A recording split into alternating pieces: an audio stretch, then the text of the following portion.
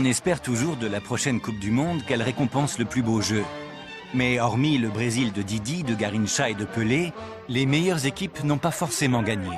Ni la France de Platini, non seulement on est très déçus, mais on est super écœurés.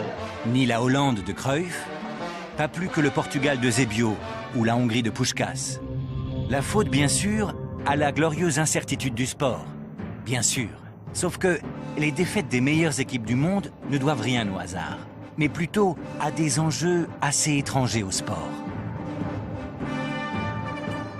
Vous n'avez pas le droit de parler avec les prisonniers. Non, si no es posible hablar.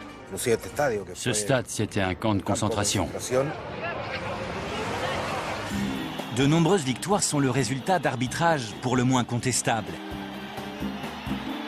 Et elles obéissent à une règle non écrite qui veut que les pays organisateurs doivent aller le plus loin possible dans la compétition. Spectacle et recettes obligent.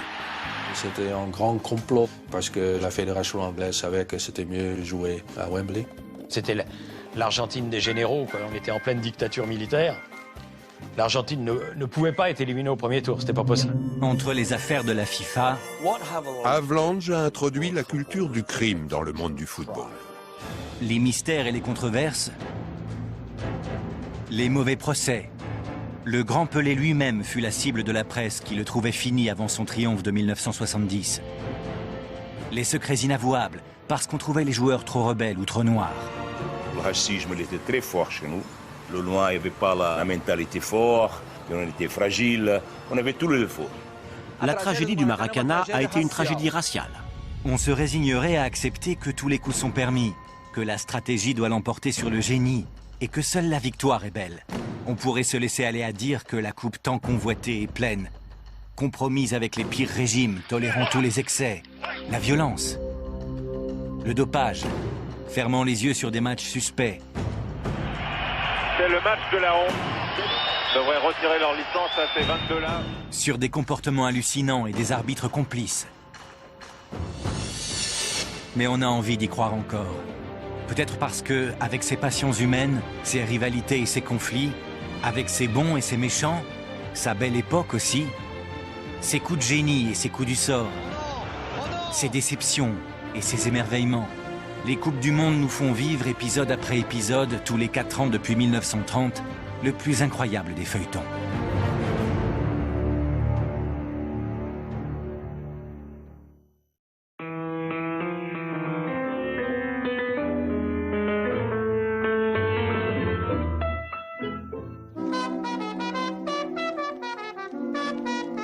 La première Coupe du Monde, ce n'est vraiment pas un cadeau pour le pays qui doit l'organiser. Ça coûte cher, ça ne rapporte pas grand-chose, il n'y a pas de stars, alors les candidats ne se bousculent pas. C'est comme ça que, faute d'avoir pu convaincre les meilleures équipes européennes, surtout les Anglais qui ont décidé de mépriser cette compétition, on va se retrouver en Uruguay pour une Coupe du Monde essentiellement latino-américaine.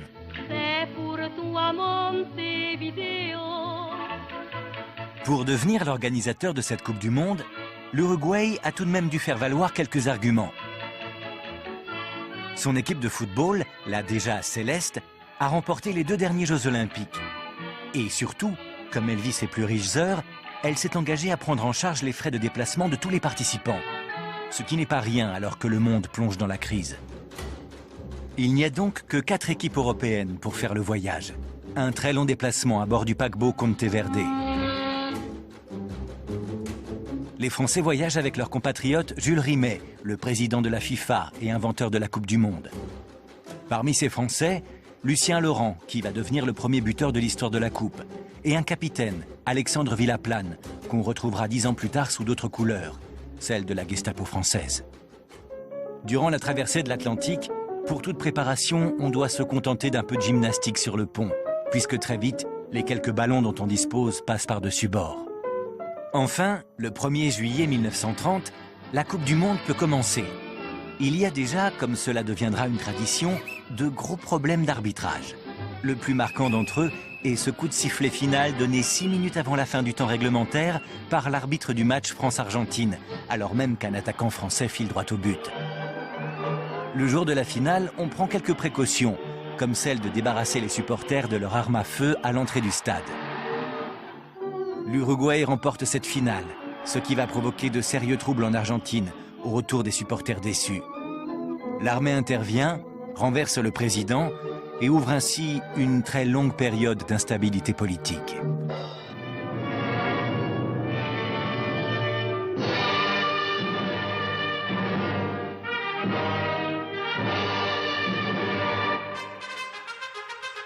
Un dictateur, ça doit montrer sa force. Alors, dans toutes les situations, Mussolini se présente en grand sportif, faisant croire qu'il excelle en tout, s'exhibant dans l'effort torse nu, dévalant les pistes, avalant des kilomètres à vélo, célébrant les grands champions qui doivent bien sûr leurs exploits au génie fasciste. Le Duce prétend aimer le sport, mais il n'aime pas le football. Il n'y comprend pas grand-chose. Tout ce qu'il en retient, ce sont ces foules qui vocifèrent d'autres noms que le sien. Il se méfiait du football parce que c'est un sport anglais, c'est un sport professionnel et surtout c'est un sport qui est déjà assez populaire pour entretenir toutes les divisions dans la société italienne, donc toutes les rivalités de clubs.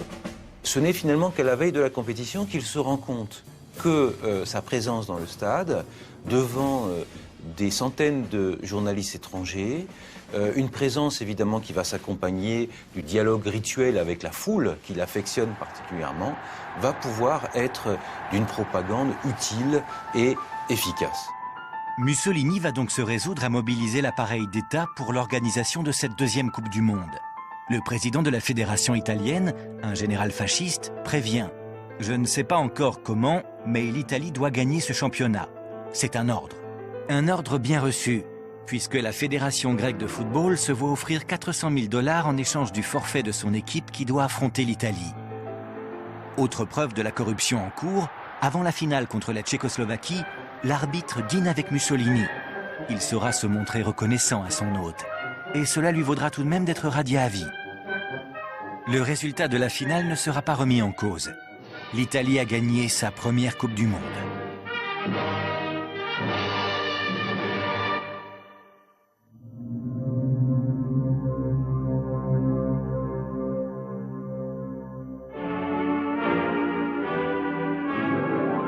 « 1938, le monde est au bord du gouffre et la France, qui organise la Coupe, essaie de croire encore à une compétition censée rapprocher les peuples. Mais la bonne humeur des joueurs français n'impressionne guère les nations venues imposer leur idéologie plus que leur jeu. En ouverture, l'Allemagne rencontre la Suisse. Puisque l'Allemagne nazie a effacé l'Autriche de la carte en l'annexant, elle a également intégré dans son équipe les meilleurs éléments de la grande équipe d'Autriche, la fameuse Wunderteam. Les meilleurs, sauf un, Matthias Sindelar, qui a refusé de jouer sous le maillot frappé de la croix gammée. Le 29 janvier 1939, on retrouvera son corps inanimé avec celui de sa compagne. On les retrouve morts tous les deux dans son appartement. On les retrouve morts et on n'a jamais su ce qui s'était passé. On sait seulement que la Gestapo, la police politique, est intervenue. Ils ont emporté les corps et les ont immédiatement incinérés. En France, pour cette Coupe du Monde, la fusion imposée entre joueurs allemands et joueurs autrichiens ne prend pas. L'Allemagne éliminée, c'est l'Italie qui va porter très haut les couleurs des régimes totalitaires. Giuseppe Meazza, le capitaine italien, le signifie clairement au président français Albert Lebrun. Dans le contexte de 1938, où les relations se sont tendues entre la France et l'Italie, où Mussolini commence à réclamer la Corse, la Savoie, la Tunisie, eh bien, ce salut fasciste prend un autre sens.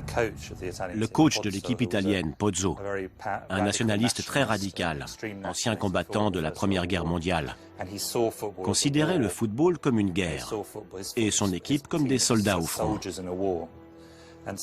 C'est dans cet esprit qu'il est allé en France, la France démocratique, socialiste, qu'il a fait le salut fasciste et gagné la Coupe du Monde.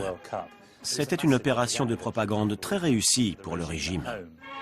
L'Allemagne nazie, jalouse des victoires de l'Italie fasciste, voudra organiser la Coupe du Monde 1942 chez elle. Mais le Troisième Reich sera alors plus préoccupé à mettre le monde à sa botte qu'à l'inviter pacifiquement à chausser les crampons.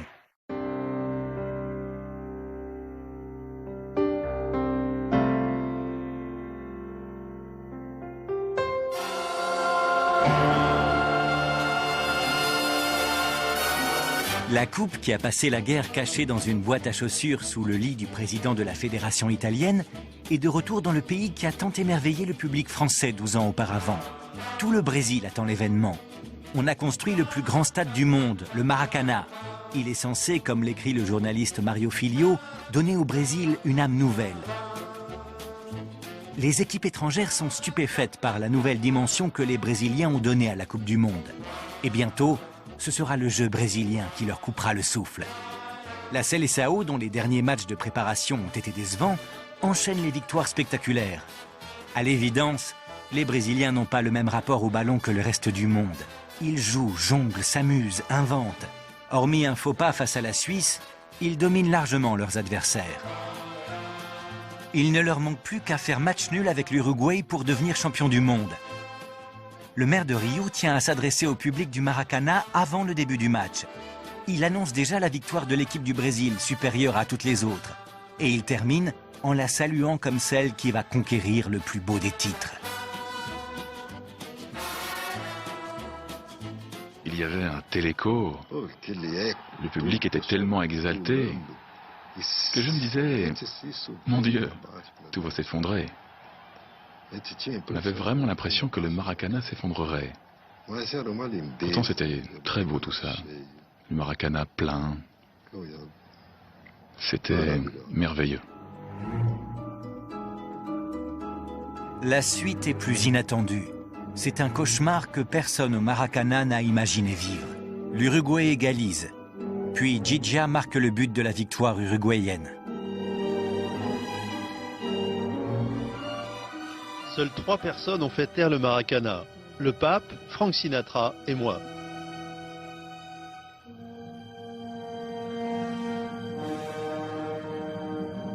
« 200 000 personnes silencieuses dans un stade. On a tous le souvenir de ce moment. Ça a été un vrai traumatisme pour toute la nation. » Jules Rimet, qui s'attendait comme les 120 000 spectateurs à voir triompher le Brésil, est complètement perdu. Il n'y aura pas de remise solennelle du trophée. Il le donne furtivement au capitaine uruguayen dans la plus grande confusion. C'est la première fois finalement qu'une défaite en Coupe du Monde est véritablement vécue comme un drame national. On cherche les responsables de cette défaite. On les trouve vite. Les joueurs noirs de l'équipe. Et en particulier le gardien, Moacir Barbosa. Barbosa, ele était le titulaire, c'est le meilleur gardien brésilien, il peut être le meilleur gardien au monde.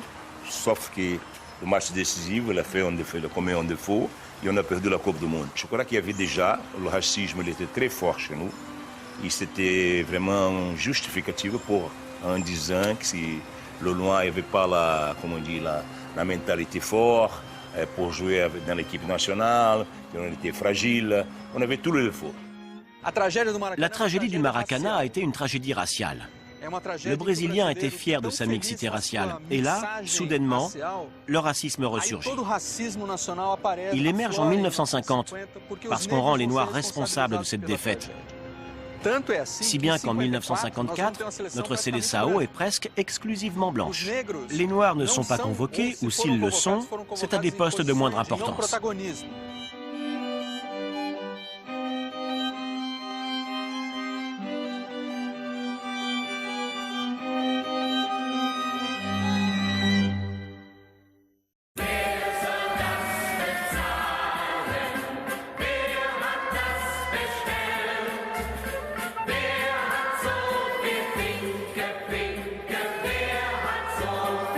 Contre toute attente, c'est l'Allemagne qui remporte cette 5e Coupe du Monde.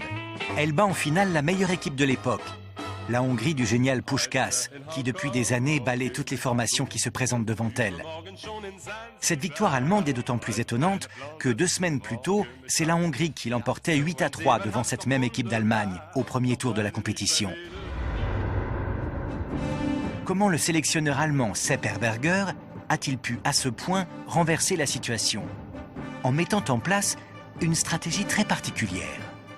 Herberger aligne une équipe B qui se fait étrier 8-3 par les Hongrois, mais surtout pendant laquelle Puskás est blessé presque intentionnellement par un défenseur allemand. C'est la marque du passage de l'équipe d'Allemagne d'un jeu technique à un jeu beaucoup plus physique, voire violent.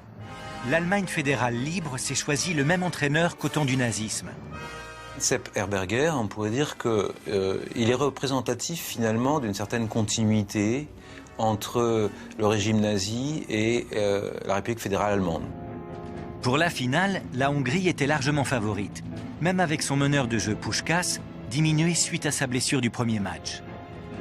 La Mannschaft a disposé d'atouts qu'on peut même qualifier d'armes secrètes.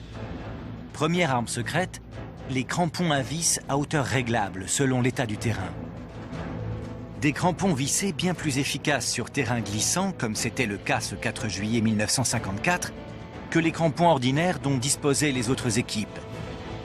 C'est Adi Dassler, le fondateur d'Adidas, qui a inventé ces chaussures qui ont permis à l'équipe allemande non seulement de résister aux assauts hongrois, mais également de mener à bien ses attaques. Et à la 84e minute, Rahn, peu subtil mais combien efficace par son style direct, marque le but de la victoire. Deuxième arme secrète, au lendemain de cette finale victorieuse, les joueurs allemands sont tous frappés par une jaunisse due à de mystérieuses injections. Plusieurs témoignages ont montré que les Allemands étaient sublimés à la pervitine ou au pervitin, qui est une amphétamine allemande. Et cette victoire a aussi des conséquences fâcheuses. Plus de 2 millions de personnes acclament Fritz Walter, le capitaine allemand et ses coéquipiers, tout le long du trajet qui les ramène en Allemagne. Ce n'est pas la victoire de la RFA qui va faire polémique, qui va inquiéter même. Ce sont les paroles d'un temps qu'on voudrait révolu qui échappe au patron du football allemand, Peko Bauens. Et le Peko Bauens s'est manifestement oublié parce que ce régime nazi a quand même duré et il a laissé des traces, et notamment au point de vue du vocabulaire. Il a expliqué que nous avons vaincu enfin après avoir été battus 2 fois. Donc ça voulait dire notre vengeance par rapport à la guerre de 14 et par rapport à la guerre de 39-45. Les débordements consécutifs à cette victoire allemande vont embarrasser les autorités qui rappelleront que l'essentiel est dans la fraternité européenne.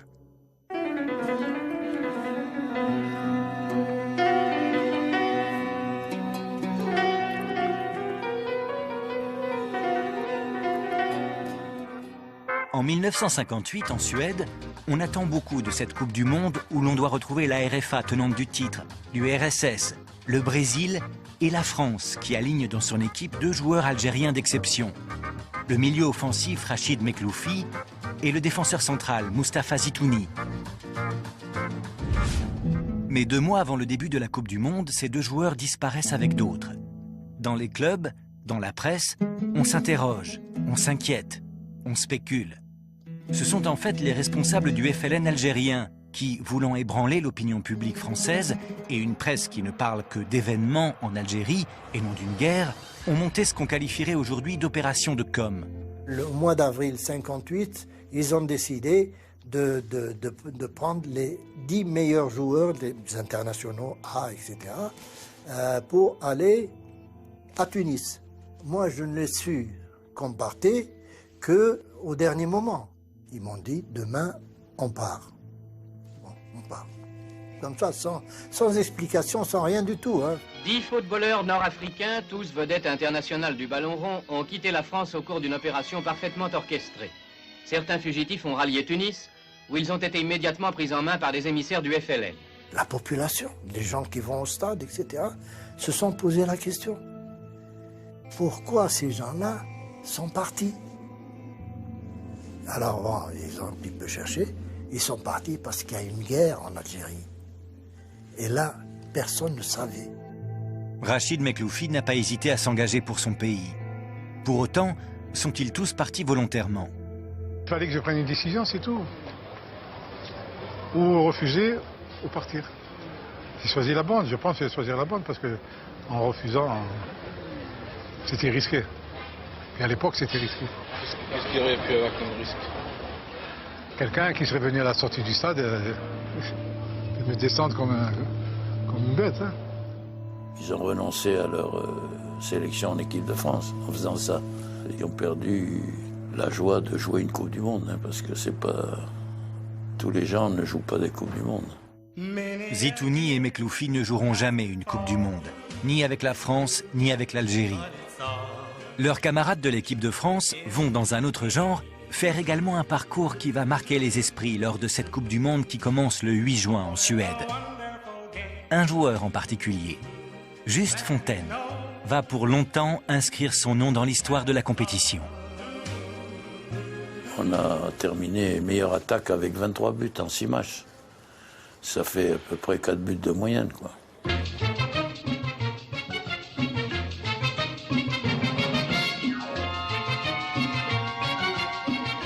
Reste aux Français à affronter un Brésil qui a découvert qu'on pouvait aussi défendre. Le Brésil, au bout du 5e match, il n'a pas pris un seul but, donc... Et je pense qu'ils avaient un peu peur de nous, parce qu'on avait déjà marqué 15 buts en 4 matchs. L'équipe française se qualifie pour les demi-finales et rencontre le Brésil à Stockholm. Voici les fameux Brésiliens avec toutes les vedettes, avec Garrincha, l'ailier droit que personne ne peut tenir. Les Français impressionnent d'entrée de jeu et peuvent rivaliser avec les Brésiliens. Copa qui repasse à Fontaine, et Fontaine qui dribble le gardien de but et égalise pour la France.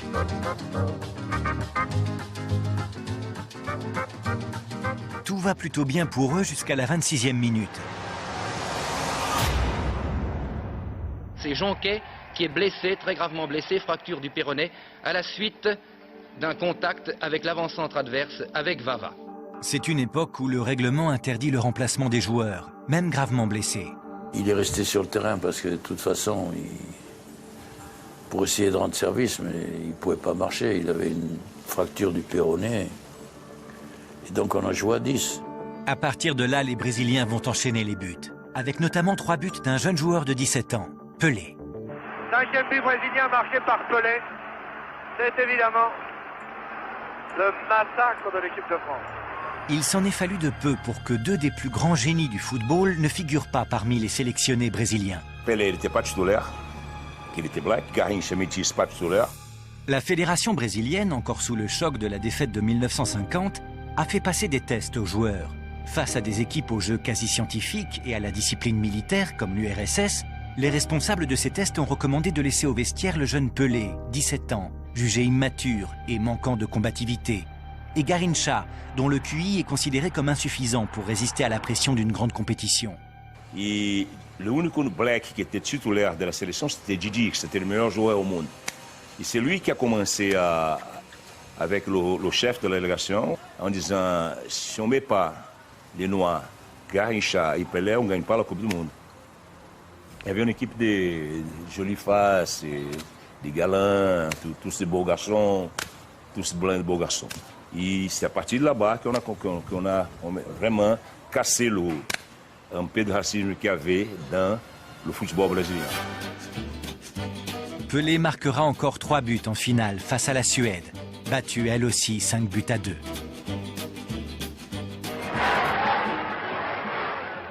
À travers une foule compacte, les 2 cars sur le toit desquels était juchée l'équipe glorieuse se sont frayés un chemin jusqu'au palais du gouvernement. Véritable marche triomphale qu'on n'avait jamais imaginée pour des joueurs de football. Ballons d'honneur, décorations et dons de toutes sortes, argent, propriété, sont tombés dans les mains des Pelé, des Vava, des Didi, dont les noms sont aujourd'hui pour le Brésil des noms de héros nationaux.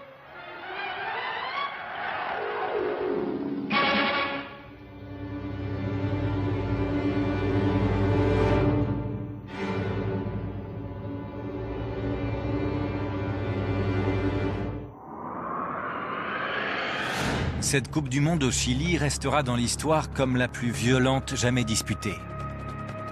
Pelé est clairement ciblé par les défenseurs. Il est blessé dès le 2e match de la sélection brésilienne et ne rejouera plus cette année-là. Le match Italie-Chili est si violent qu'on va le baptiser la bataille de Santiago. C'est surtout le match contre le Chili que l'histoire retient comme la bataille la plus impitoyable. Peut-être même la plus sanglante que notre équipe nationale ait jamais disputée sur un terrain lors de la Coupe du Monde. Le premier avertissement intervient 12 secondes après le coup d'envoi et la première exclusion à la 12e minute. La police doit intervenir à 3 reprises à la demande de l'arbitre pour séparer les joueurs. 2 journalistes italiens ont réalisé un reportage très méprisant sur le Chili. Ils parlaient de rues pleines de prostituées, du fait que rien ne fonctionnait, que tout le monde était pauvre. Les Chiliens ont été révoltés par cet article. C'est ce qui explique ce match. L'atmosphère du match Chili-Italie est la conséquence directe de cet article de presse. Car la presse italienne a été très dure envers le Chili, a dénigré la ville de Santiago et notre façon de vivre, et spécialement à l'égard des femmes chiliennes. Les journalistes italiens ont-ils oublié que le pays a été victime 18 mois avant le début de la compétition d'un tremblement de terre si violent qu'on a dû par la suite modifier l'échelle de Richter dont il avait dépassé les normes. Un tremblement de terre qui avait détruit immeubles, ponts et stades.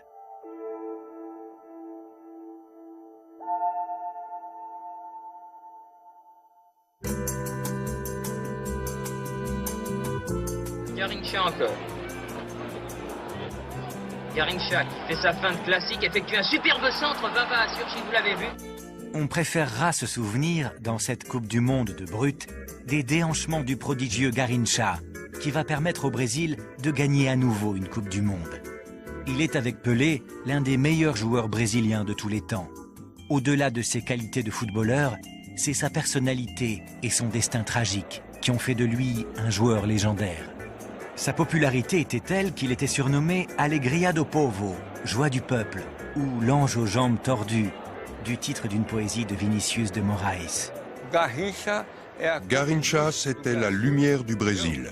Et même ailleurs, les gens l'aimaient. C'était un exemple de joueur inimitable. Garrincha n'aurait pas dû jouer au football. Aujourd'hui, les responsables de centres de formation renverraient chez lui ce garçon à la colonne vertébrale déformée et aux jambes arquées, dont l'une était plus courte que l'autre de 6 cm. C'est pourtant ce handicap qui le rend imprévisible dans ses dribbles, insaisissable. Très jeune, on lui donne le surnom de Garrincha, un petit oiseau qui préfère mourir plutôt que de se laisser attraper. Adolescent, Garrincha joue dans l'équipe de football de son usine. Pas question encore d'une carrière professionnelle. Son oncle l'emmène voir les recruteurs des plus grands clubs de Rio. Il est refusé à Flamengo, à Vasco da Gama, à Fluminense. Et c'est finalement le club de Botafogo qui va l'accepter dans ses rangs. Il intègre très rapidement l'équipe première, puis la sélection brésilienne, pour disputer, comme on l'a vu, sa première Coupe du Monde en 1958. En 1962, faute de Pelé, blessé, le Brésil a pu compter sur Garrincha pour gagner son 2e titre. Mais ce sera pour lui le sommet de sa carrière et le début de ses problèmes. Il ne peut plus cacher son alcoolisme. Ses blessures se multiplient. Les années qui suivent annoncent son irrésistible déclin entre blessures, accidents et dépression. Il meurt le 20 janvier 1983 à l'âge de 50 ans, ruiné et abandonné des suites d'une cirrhose.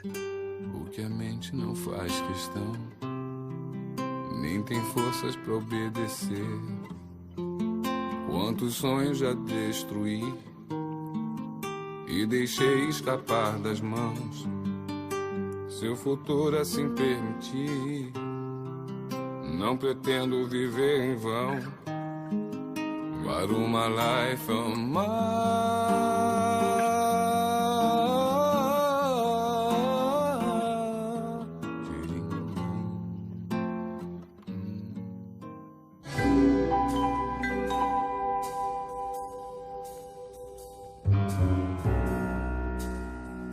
En 1966, l'Angleterre accueille enfin la Coupe.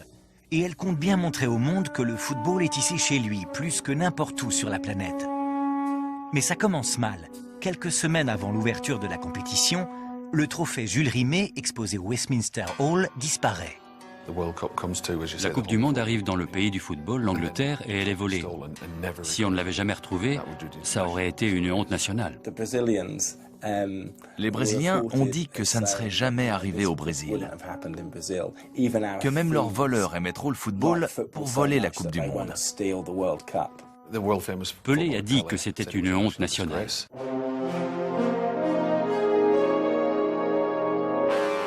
Scotland Yard est mobilisé pour réparer l'affront fait à la patrie du football.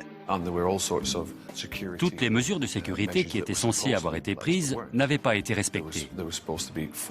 Il devait y avoir 4 gardes en permanence. Ce n'était pas le cas. La coupe a été volée alors qu'il n'y avait que 2 gardes et qu'ils prenaient leur pause café. Quelqu'un a réussi à entrer, a pris le trophée et est parti avec. Et voilà, la coupe avait disparu. Il semble évident que la Fédération anglaise de football ne pensait pas la récupérer. Le 22 mars, soit 2 jours après le vol, alors qu'on allait prendre la décision de fabriquer une réplique de la coupe, la Fédération a reçu une demande de rançon avec la partie supérieure du trophée, un petit bol qui se détache. Le voleur demandait 15 000 livres, ce qui était une somme énorme en 1966. La Fédération a immédiatement décidé qu'elle ne paierait pas la rançon.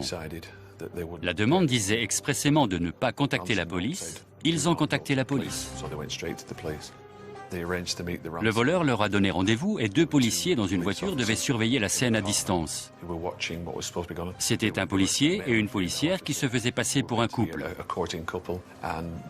Ça a tourné au fiasco. Celui qui demandait la rançon s'est enfui. La voiture de police a été volée. Il avait eu le temps de reconnaître qu'il ne savait pas où se trouvait la coupe. Alors que l'enquête piétine, la coupe Jules Rimet réapparaît miraculeusement. La coupe fut retrouvée une semaine plus tard dans un buisson dans le sud de Londres, par un bâtard nommé Pickles. En Angleterre, tout le monde connaît le nom de ce chien qui a retrouvé la Coupe du Monde.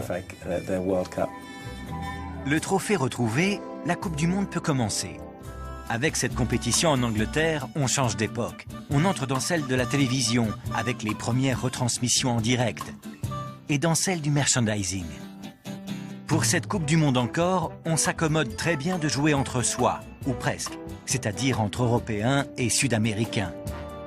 L'Afrique, qui ne veut plus se contenter du strapontin que lui consent la FIFA, boycotte la compétition. It now gives me great pleasure to declare open the 8th World Football Championships. En finale, comme pour tous ces matchs depuis les 8e, l'Angleterre joue face à l'Allemagne sur sa pelouse, à Wembley.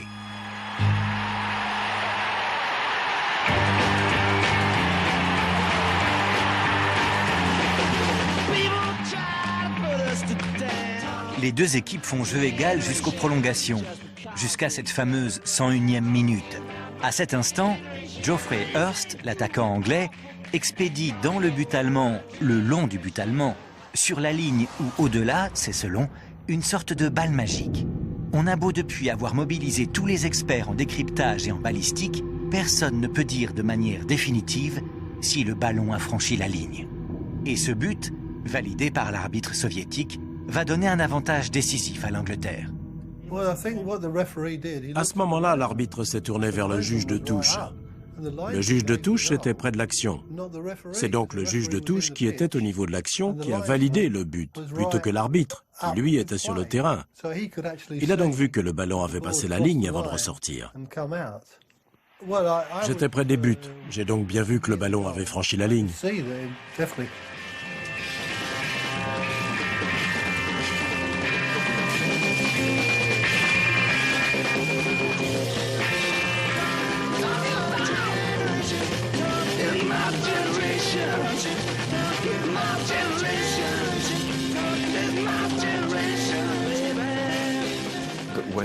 Ce qui est drôle, c'est que lors de la remise de la coupe, on ne savait plus s'il s'agissait de la véritable coupe ou de la réplique.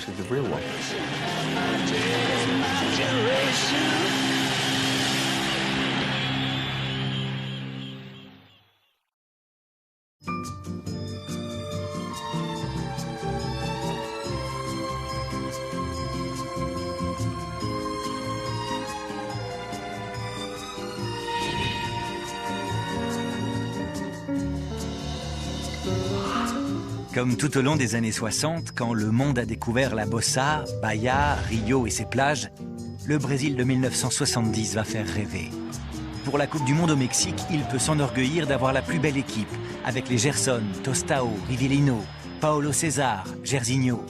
Il peut se flatter d'être emmené par le plus grand joueur, Pelé. qui va jouer sa 4e Coupe du Monde et essayer d'en gagner une 3e. Et de développer avec sa Seleção le jeu le plus enthousiasmant. Tête de Pelé, but!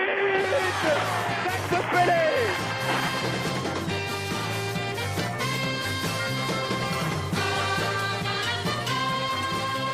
Encore, oh là là, que c'est bien joué. Oh là là, 4 joueurs italiens dans le vent. Il y est! La plus belle équipe donc. Nouvelle tête, oh là là, le 3e but, oui! Le plus grand joueur, c'est confirmé. Pelé, qui a quelqu'un sur sa droite, le capitaine Carlos Alberto qui tire en pleine course.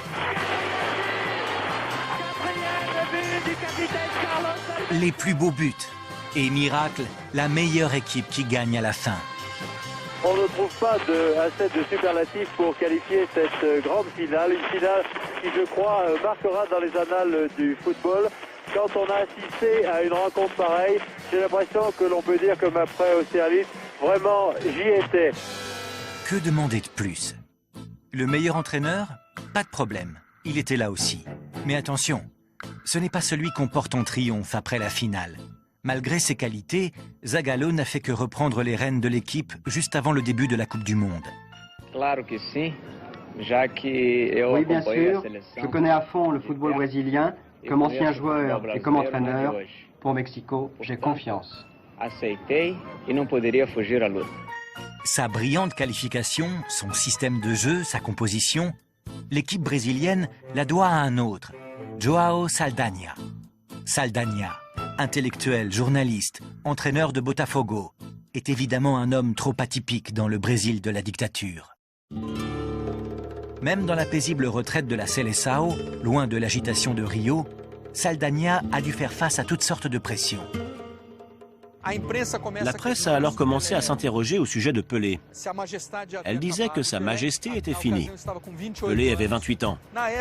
À cette époque, les joueurs de football de 30 ans étaient déjà en fin de carrière. Pelé avait beaucoup d'engagements professionnels, commerciaux. Il faisait beaucoup de publicités extrasportives. Et on a commencé à dire qu'il se préoccupait davantage de son image que de football. Pelé usé, Pelé fatigué, Pelé trop vieux pour disputer une Coupe du Monde alors qu'il la marquera à jamais. On croit rêver. C'est pourtant ce qui se dit de plus en plus, notamment par ceux qui voudraient bien prendre la place de Saldanha, comme Mario Zagallo, qui a été champion du monde en 1958 et 1962. À un moment, on a dit que Pelé n'avait plus le physique pour jouer, et Zagallo était également de cet avis. Le même Zagallo qui le remplacera à la tête de la sélection. Zagallo a donné une interview suite aux déclarations de Saldanha. Il a dit « Pelé, aujourd'hui, nuit à la Seleção ».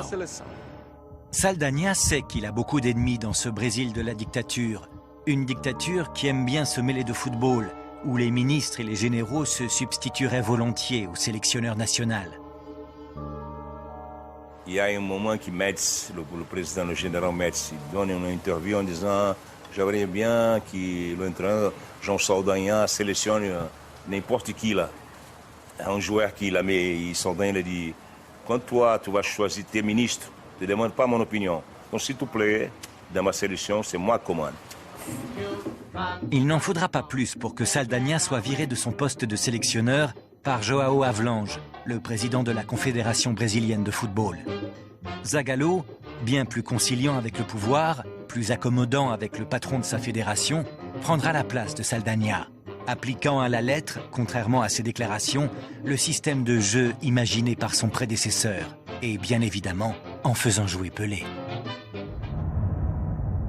Dans ce Brésil-là, les joueurs aussi doivent apprendre à ne pas sortir du rang. Nous, on était tous contrôlés pour les militaires. Non, toute la délégation, il y en avait au minimum 15 militaires dans la délégation. Et on avait la tension, par exemple, pour parler de régime, c'était difficile. J'ai beaucoup d'amis qui étaient, comment dire, en prison, la torture, beaucoup de choses vraiment incroyables. Seul Pelé saura résister aux pressions politiques quand il refusera d'obéir aux généraux qui lui demanderont de sortir de sa retraite internationale pour disputer la Coupe du Monde 1974 en Allemagne.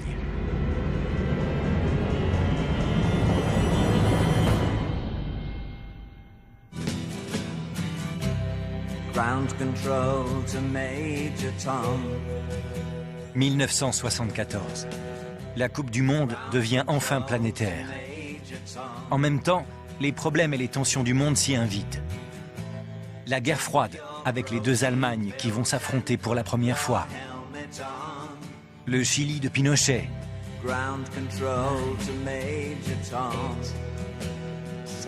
Les ambitions de Mobutu, le chef d'État zaïrois.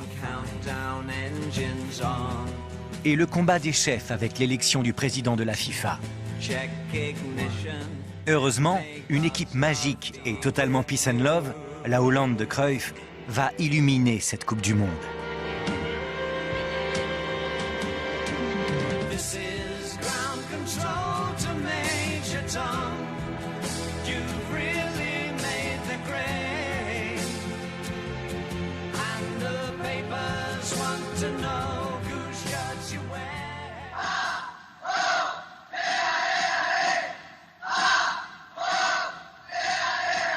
Retour en septembre 1973.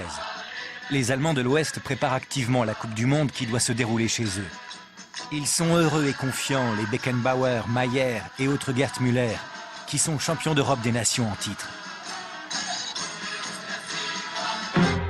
À 12 000 km de là, à l'Estadio Nacional de Santiago du Chili, on prépare cette Coupe du Monde tout autrement. Les militaires, avec le général Pinochet à leur tête, ont pris le pouvoir le 11 septembre, bombardant le palais de la Moneda, contraignant le président Allende qui y réside au suicide et se servant du plus grand stade du pays comme d'une prison à ciel ouvert pour tous ceux, et ils sont forcément nombreux, qui leur paraissent suspects. Vous n'avez pas le droit de parler avec les prisonniers. Ils sont au secret. Deux joueurs chiliens découvrent comment les militaires utilisent ce stade qu'ils connaissent bien. De jour comme de nuit, les militaires en armes sortaient pour tuer un frère, un ami, un voisin. Ça a terriblement divisé et marqué le pays. Et depuis, ce stade, qui a été transformé en camp de concentration, n'a plus jamais été le même. Je crois qu'avant, on y venait avec le sourire, le cœur léger, et maintenant on vient un peu plus triste.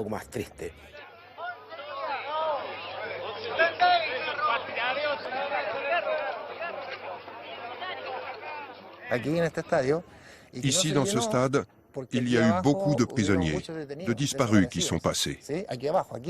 Juste là, au-dessous, là où vous êtes, il y avait des milliers de Chiliens blessés. Ils les prenaient et ils les emmenaient pour les tuer quelque part. Ça s'est passé ici, au Chili.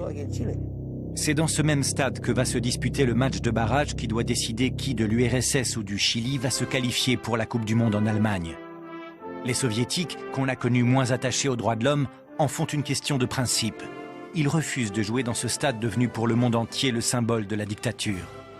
La junte militaire chilienne, qui a fait évacuer le stade de ses prisonniers, en appelle à l'arbitrage de la FIFA.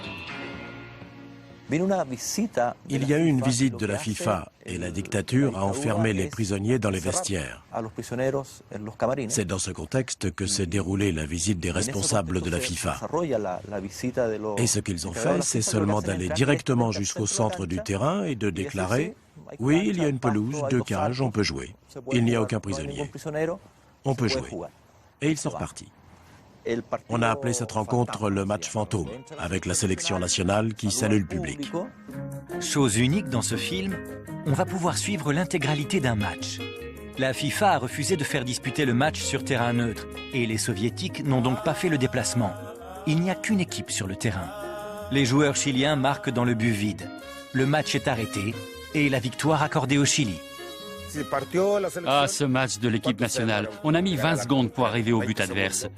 On marque, l'arbitre siffle, le score apparaît au tableau, Chili 1, URSS 0, et nous voilà qualifiés pour la Coupe du Monde.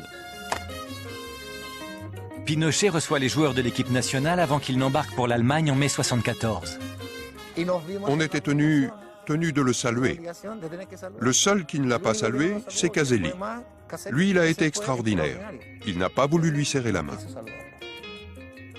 C'est une chose que nous avons en nous, nous les attaquants. Pour marquer un but, il faut que ce soit étincelant. Et à ce moment-là, ça m'est venu comme ça, avec de la transpiration, de la sueur.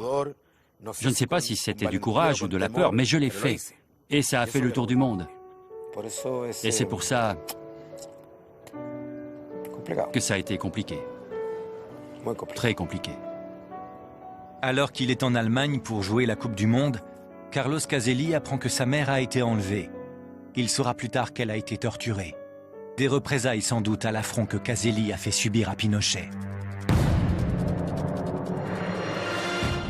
Quand l'équipe chilienne débarquera en Allemagne, elle trouvera autour d'elle des mesures de sécurité exceptionnelles et des manifestants qui n'hésiteront pas à la confondre avec la dictature sanglante au pouvoir à Santiago.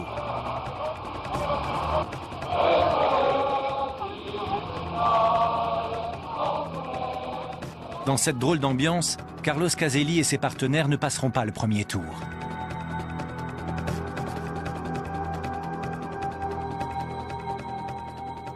La Coupe du Monde de football qui s'ouvre en Allemagne fédérale le 13 juin 1974 n'est pas la fête insouciante, joyeuse et universelle espérée. Nous sommes encore au temps de la guerre froide et la première rencontre de Coupe du Monde entre l'équipe de la RFA et celle de la RDA doit se disputer. Une rencontre remarquable par sa dimension politique et par la présence d'un joueur, Jürgen Sparwasser. Au sein de l'équipe, l'ambiance était relativement bonne. Chez les dirigeants de l'Est et de l'Ouest, bien sûr, c'était plus tendu. Ça a été l'occasion aussi de beaucoup d'articles où l'on se moquait de ces braves petits gars qui venaient là, habillés comme on l'était avant la guerre, enfin, avec des costumes complètement hors du temps, et des pauvres gars, quoi, comme ça, qu'on allait les écraser de toute façon lors du premier match.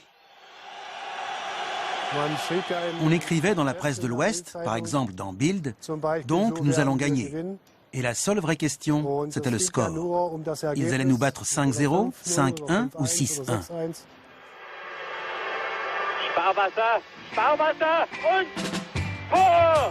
La RDA bat la RFA. Beaucoup de gens ont été déçus du résultat. On les entendait hurler depuis les tribunes, surtout moi. Et donc je m'y attendais. Je savais que ça ne plairait pas. Mais j'ai quand même marqué. On dira longtemps, et à tort, que cette défaite ouest-allemande était calculée afin d'éviter de rencontrer avant la finale la seule équipe qui était alors redoutée par toutes les autres, celle des Pays-Bas. C'est oublier combien, en ces temps de guerre froide, il importait de montrer à l'autre la supériorité de son système politique. Après ce match inédit de la guerre froide, une autre première dans cette Coupe du Monde. Une équipe d'Afrique noire a enfin pu se qualifier. Et le Zaïre a voulu mettre tous les atouts de son côté. Le maréchal président Mobutu a mobilisé les meilleurs féticheurs pour accompagner ses joueurs, les léopards. Tout le monde est persuadé que les léopards vont faire un malheur à Munich. La presse se charge de survolter la population et de lui faire croire à l'invincibilité de ses joueurs. Le Zaïre se voit déjà champion du monde. C'est un bon exemple de la façon dont les hommes politiques africains ont de tout temps utilisé le football pour satisfaire leurs ambitions personnelles. Mobutu Sese Seko, le dictateur du Zaïre à l'époque, a considéré la qualification du Zaïre pour la Coupe du Monde comme un succès personnel. Alors voici de quoi vous réconcilier un peu avec le football offensif. Ce sont des extraits de la victoire de la Yougoslavie sur le Zaïre par 9-0. Un score exceptionnel en Coupe du Monde. Un but toutes les 10 minutes, c'est un record. Badjevic. Jazic. Surjak. Katalinski. Badjevic. Bodjicevic sur corner, mi-temps 6-0. Oblak sur coup franc, 7e but. Fauchage, mais Petkovic marque le 8e but. 3e but personnel de Badjevic. Et inutile de dire que les chances du Zaïre sont maintenant sérieusement compromises.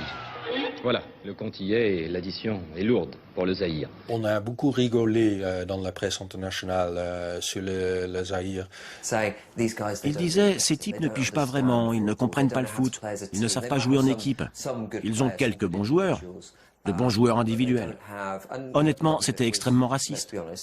On disait qu'ils n'avaient pas les mêmes facultés intellectuelles, qu'ils n'étaient pas assez intelligents pour bien jouer au foot. On s'est moqué des Léopards sans se demander pourquoi ils avaient à ce point laissé filer le match. On leur avait promis des primes pour ce mondial, primes qui n'arrivaient pas. Et c'est juste avant d'affronter la Yougoslavie qu'ils ont découvert la vérité. Les primes qu'on leur a promises, eh bien, n'ont pas été versées. Et il s'avère en fait que c'est le ministre des Sports de Mobutu qui va garder l'intégralité de ces primes. À leur retour au Zaïre, les joueurs et leurs familles sont accusés d'avoir ridiculisé la nation zaïroise. Plus question de les traiter comme des ambassadeurs ou des héros. Ils seront des parias. Les stars absolues de cette Coupe du Monde, de cette époque qui n'en manque pas côté musique, ce sont les joueurs hollandais. Pas seulement pour leur look, leur décontraction, leur proximité avec la jeunesse d'alors, mais aussi parce que la Hollande est la dernière équipe à réinventer le football, à imaginer une autre façon de jouer. Cruyff et ses camarades, Niskens, Krol, Surbir, Johnny Rep, appellent ça le football total. Tout le monde attaque, tout le monde défend. Les équipes qui bétonnent, qui verrouillent, qui jouent dur, sont totalement dépassées, à l'image des Argentins balayés 4-0. On est très fort. Le 74, c'est une équipe magnifique. Le grand jour de la finale est arrivé.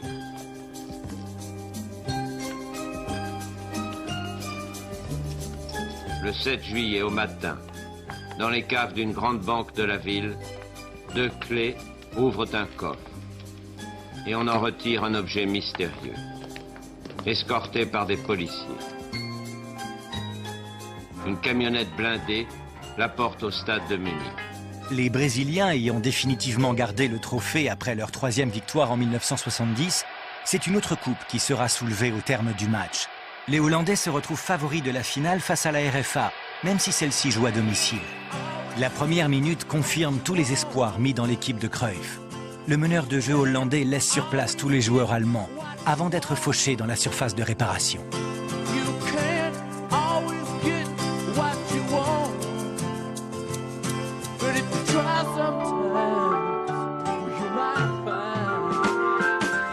Le penalty est transformé en force par Niskens.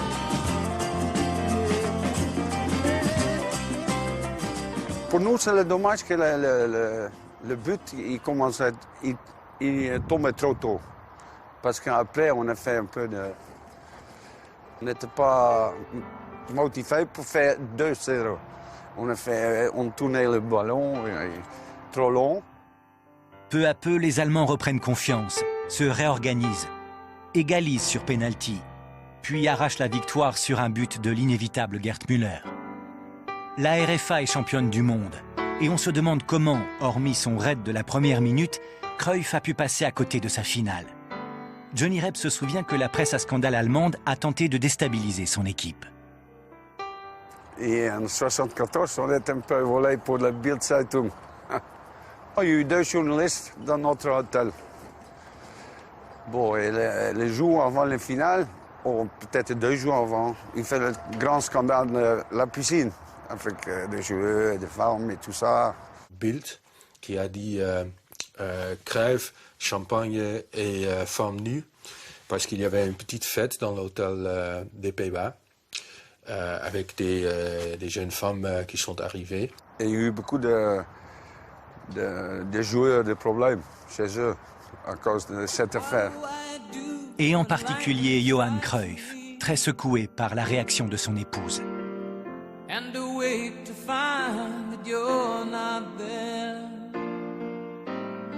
La femme de Cruyff était en colère. Cruyff a téléphoné avec elle pendant des heures. Et dans la finale, il a très mal joué. Et cette crise maritale était catastrophique pour lui et a même fait lui décider de ne pas aller en Argentine 4 ans plus tard parce qu'il ne voulait pas être séparé de sa femme. Alors on peut dire que cette histoire dans Bild a coûté les Pays-Bas 2 Coupes du Monde. En 1974 et puis en 1978 où Cruyff n'était pas là pour gagner la Coupe du Monde. L'Allemagne a gagné la Coupe du Monde. Mais le vrai vainqueur de la compétition est ailleurs. Une autre finale, d'un enjeu politique et financier inédit, s'est déroulée au même moment en coulisses. car deux candidats que tout oppose s'affrontent pour la présidence de la FIFA. L'ancien patron de la FIFA, l'anglais Stanley Roos, était un honnête homme. Mais il était vieux, il fallait qu'il s'arrête. Il a fait beaucoup d'erreurs. Il n'était pas corrompu, mais c'était un vieillard. À 84 ans, il devait arrêter. Voilà que débarque l'aventurier brésilien, comme j'aime l'appeler. Plein de charisme, un très bon gestionnaire, tout droit sorti du crime organisé à Rio. L'entrepreneur allemand, Horst Dassler, de la famille Adidas, a mis Joao Havelange au pouvoir à Francfort en 1974. Il a payé pour avoir les votes nécessaires. Et très vite, il a quitté Adidas, chaussures, vêtements, ballons et tout ça, pour une société de marketing qu'il avait créée et qui est devenue ISL, International Sport and Leisure. C'est marrant, ils avaient tous les contrats de la FIFA. Coupe du Monde après Coupe du Monde. Ils avaient tous les contrats, soit 2 milliards de dollars à chaque fois. De bonnes rentrées. Dans le monde d'Havelange, c'est juste une histoire de prix à payer. Il y a 3 ans, j'ai enfin mis la main sur des documents que j'ai transmis à la BBC, qui démontrent qu'il y en a eu pour 100 millions de dollars de pots de vin.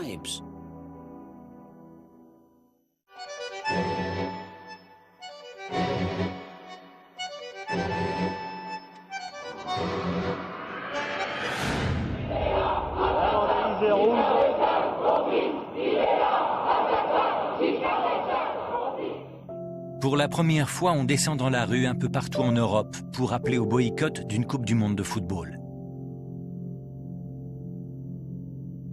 Il y a en effet de quoi s'inquiéter de l'organisation de l'événement le plus suivi de la planète par une dictature qui sème la terreur et fait disparaître ses opposants par dizaines de milliers. À son arrivée au pouvoir en 1976, la junte militaire argentine a hérité de l'organisation de la Coupe du Monde 78. Elle s'est demandé quel profit elle pourrait en tirer, et la conclusion s'est imposée. Elle devrait être prête à tout pour la gagner. D'autres vont tenter l'impossible pour l'empêcher d'avoir lieu. Dans un coup de téléphone anonyme, un correspondant a revendiqué cette agression effectuée, selon lui, je cite ce communiqué anonyme, pour attirer l'attention sur l'hypocrite complicité de la France qui fournit du matériel militaire à l'Argentine. Le jour où je rejoins l'équipe de France pour prendre l'avion pour Paris et partir là-bas, on s'est fait attaquer par une voiture. Ils nous ont mis dans le fossé. Et on m'a demandé de descendre et de suivre quelqu'un qui me menaçait avec un pistolet, de le suivre jusqu'au petit bois qui se trouvait à 50 mètres. Là. Il y avait ce revolver dans le dos et je pensais que c'était quand même qu'il me restait que peu de temps à vivre. Et comme dans tout réflexe, j'ai essayé de j'ai attrapé le canon du revolver et j'ai réussi à le reprendre. Il est tombé par terre, je l'ai repris avant lui et quand il a vu ça, il s'est sauvé et ils sont tous remontés en voiture pour démarrer et s'enfuir. Et je suis resté comme un con. Qu'est-ce que je fais? Il était 7 heures du soir, 8 heures du soir, il faisait nuit. On était dans un bois, la voiture était dans le fossé et on venait d'être attaqué. On habitait à 40 km de Bordeaux. Voilà le départ en Argentine. On ira, c'est promis, jusqu'en Argentine. Allez, il est mauvais le ballon, saute derrière. Ouais. La France, qui a récupéré son sélectionneur préféré, peut commencer son mondial. Elle joue contre l'Argentine, consciente du climat politique et bientôt de son handicap face au pays organisateur. Ah là, il aurait pu siffler aussi. Oui, mais il n'a pas sifflé. C'est l'éternelle histoire de l'arbitre qui arbitre l'équipe locale dans une Coupe du Monde. Qu'est-ce que vous voulez que je vous dise? C'est ce qu'on vous disait à la mi-temps. Et ça, on ne peut pas y faire grand-chose. C'était l'Argentine des généraux, quoi. On était en pleine dictature militaire. L'Argentine ne pouvait pas être éliminée au premier tour, c'était pas possible. Les Péruviens non plus ne peuvent pas gagner. Mais de là à perdre 6-0, le score parfait pour que les Argentins se hissent en finale, cela suscite d'abord des commentaires étonnés, puis des interrogations, et plus tard, des enquêtes approfondies. Et Ousmane marque le 5e but, un 5e but sur lequel la défense des Péruviens est vraiment très passive. Regardez. Voilà, Ousmane, le 5e but. Le président du Pérou a appelé un joueur, un cadre de l'équipe, et il lui a dit: Bien sûr, battez-vous, gagnez. Mais si vous n'y arrivez pas, ce sera aussi bien. On va découvrir que l'Argentine et le Pérou étaient en affaires, que des dettes péruviennes ont été effacées par la junte de Videla, que 35 000 tonnes de céréales ont été livrées et que, pour faire bon poids, Buenos Aires se serait engagé en échange de la victoire argentine à accueillir 13 opposants péruviens, puis à les faire disparaître au cours d'un vol de la mort. L'Argentine peut se réjouir, elle est en finale. Mais jusqu'au dernier moment, rien n'est laissé au hasard. Juste avant la finale, l'Argentine demande de récuser l'arbitre prévu, l'Israélien Abraham Klein, au prétexte que, du fait de ses origines, il pourrait trouver à redire au régime des généraux. Le plus étonnant, c'est qu'on ait accédé à cette requête. On a remplacé Klein par l'Italien Gonella, qui a favorisé l'Argentine dans une manière vraiment honteuse, faut-il dire. Mais je comprends ça, parce que l'atmosphère, l'ambiance dans le stade était vraiment féroce. Et les Hollandais ont dit après, c'était impossible de gagner là. Comme prévu et organisé depuis le premier jour, c'est l'Argentine qui gagne. Le défenseur hollandais Rudy Krol déclare « La mafia nous a eus ».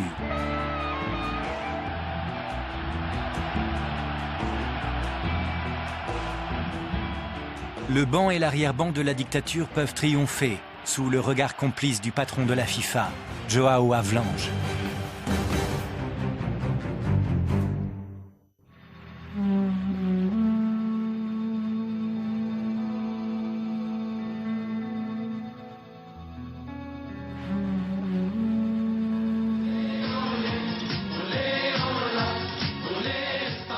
En 1982, l'équipe d'Allemagne qui dispute la Coupe du Monde en Espagne va tout faire pour se faire détester. Pas seulement parce qu'elle enregistre la pire des chansons composées pour une Coupe du Monde. Pas non plus parce que son joueur le plus titré la met au-dessus de toutes les autres équipes. L'équipe d'Allemagne est à mes yeux la meilleure d'Europe. Elle est très bien composée, toutes les places sont bien tenues.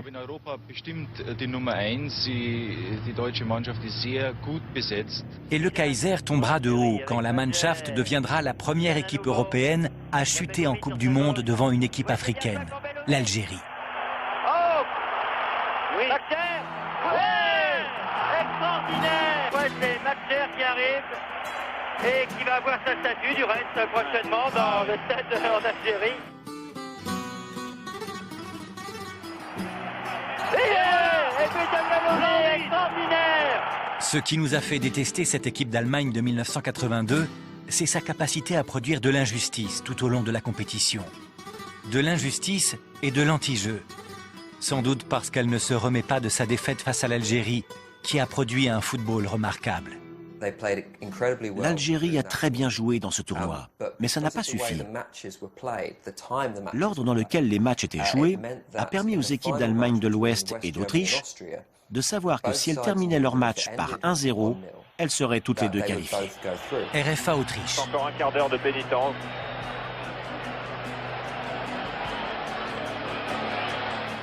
Et bien sûr, il y a eu un but marqué assez tôt. Score 1-0. Et pendant le reste du match, les équipes n'ont plus attaqué.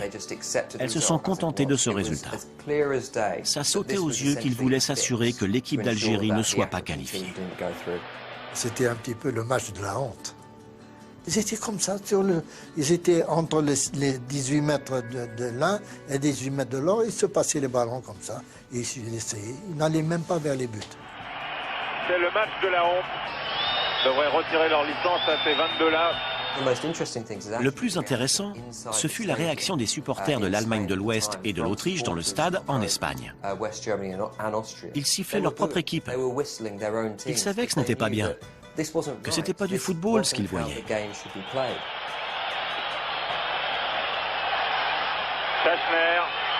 Obermeier. Le public du stade, révolté par l'anti-jeu des deux équipes, hurle « Algéria, Algéria ». C'est bizarre que les Allemands et les Autrichiens, grands pays, grande civilisation, etc., ils font un match combine comme ça. Ce qui a uni les deux équipes, c'était la langue allemande et l'intérêt commune de passer au deuxième tour. Alors pendant l'échauffement, des joueurs ont parlé entre eux. C'est mieux si on ne fait pas trop aujourd'hui. Et les représentants de l'équipe d'Algérie, les représentants officiels qui sont dans une tribune pas très loin d'un autre, quittent le stade. L'Algérie dénonce la parodie de match qui s'est déroulée devant 50 000 spectateurs et le public n'a même pas été respecté. Et c'est vraiment dommage parce que les deux pays ont porté un grand coup à l'éthique sportive. La FIFA valide le résultat, mais depuis cette rencontre, les derniers matchs de poule de la Coupe du Monde se disputent simultanément, afin d'éviter toute entente préalable. Pour autant, les valeureux Fennecs d'Algérie n'en auront pas fini avec leur malheur. Fin 2011, plusieurs anciens joueurs de l'équipe nationale alertent l'opinion, parce qu'au moins 9 d'entre eux ont eu depuis des enfants handicapés. On recherche les causes qui ont fait que nos enfants sont nés handicapés, avec des malformations, avec des manques. On se demande pourquoi. Ils se souviennent de ces pilules que leur faisait prendre le médecin russe attaché à l'équipe jusqu'à la veille du mondial en Espagne. Je me rappelle qu'il nous donnait à chaque repas des pilules jaunes. C'est comme des cubes de sucre, des fois carrés, avec des couleurs, des fois jaunes, des fois rouges. Je nous disais que c'était du magnésium ou je sais pas quoi, des vitamines. On pense évidemment aux traitements similaires donnés aux sportifs de l'Est. Ce médecin retourné depuis dans l'Oural prétend qu'il n'était en Algérie que pour distribuer des vitamines en vente libre. L'Allemagne s'est donc qualifiée, mais sans les honneurs. Pour la France qu'elle va rencontrer en demi-finale, le parcours n'a pas non plus été très simple. Les Bleus ont joué leur premier match face à une très solide équipe d'Angleterre. On a été battus normalement par les Anglais, 3-1, et déjà, certains fusils étaient pointés sur l'équipe de France. Après cette défaite, Platini fume cigarette sur cigarette, et certains joueurs se renseignent déjà sur les horaires d'avion pour Paris. On dit que vous avez traité certains joueurs d'ânes, c'est vrai ou pas ?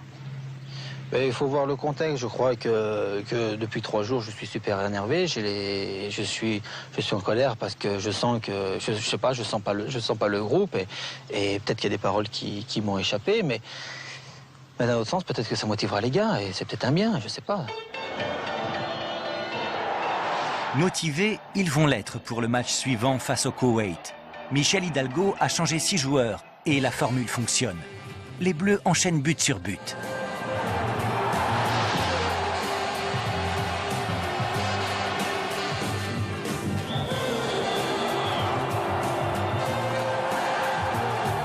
On mène 3-1 quand d'un seul coup, on marque un 4e but et les joueurs se tournent vers la tribune. Le chef descend, entouré par ses sbires, et rentre sur le terrain. Pour aller s'adresser à l'arbitre et lui demander de refuser, d'annuler ce but, puisqu'il y avait eu un coup de sifflet des tribunes qui avait fait en sorte que ses défenseurs s'étaient arrêtés de jouer. Et il n'est pas content, incident diplomatique. Il est rentré sur le terrain, ce qui est totalement interdit. Même avec ma carte, j'ai pas pu rentrer sur le terrain. Et l'arbitre a refusé le but. L'arbitre qui est en train de revenir sur sa décision et qui va faire une balle à terre. C'est Hidalgo qui est rentré sur le terrain, va provoquer un incident. La caméra ne le suit pas. Hidalgo est repoussé par les forces de police. Voici les images. Je comprends sa colère. Cette fin de match est scandaleuse. J'ai dit, mais si c'est ça, on peut annuler tous les autres buts, c'est pas la peine de jouer, ça sert à rien. On est partagé par plein de sentiments à ce moment-là. On est révolté, on est en colère, on passe par tous les états. En attendant, les Bleus se sont qualifiés pour la demi-finale de la Coupe du Monde. Ils affrontent la République fédérale d'Allemagne dans une ambiance électrique. Le monde entier rêve d'une finale avec ces Français, que l'on compare à des Brésiliens. Coup d'envoi donné par les Allemands et première interception de Tigana. Déjà de se retrouver en demi-finale. Là, on en avait plein la tête, plein les yeux, c'était... Vraiment, là, on était sur un nuage, vraiment. Il a fait la différence. Attention, Peter. Oui, belle sortie de Jean-Luc Ettori. Et but quand même. Le match, on y rentre moins bien que les Allemands. Puis rapidement, on se remet en place, on se remet dans le match, dans le jeu. Et puis on déroule ce qu'on a fait jusqu'à présent avec encore un peu plus de, je dirais, de puissance dans l'expression. Ballon piqué. Coup de tête. Ah, penalty. Oui. Absolument. Sur Rocheton, bien arbitré. Et but. Égalisation à la 27e minute. À la 50e minute, Battiston rentre à la place de Gengini, blessé. Il restera 10 minutes sur le terrain. Parfaitement lancé par Platini, il a une balle de but. Bonne balle de Platini pour Battiston. À côté. Aïe, aïe, aïe, c'est pas vrai. C'est pas vrai. Rapidement, on attend que l'arbitre intervienne. Penalty, carton rouge, etc. Enfin, qu'il intervienne. Et encore une fois, Schumacher.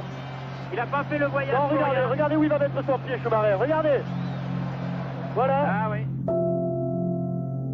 Ça fait toujours froid dans le dos parce qu'un joueur au sol comme ça, on craint. Moi, en tout cas, je sais que c'est pas un manque de courage, mais je suis impressionné. Je suis impressionné.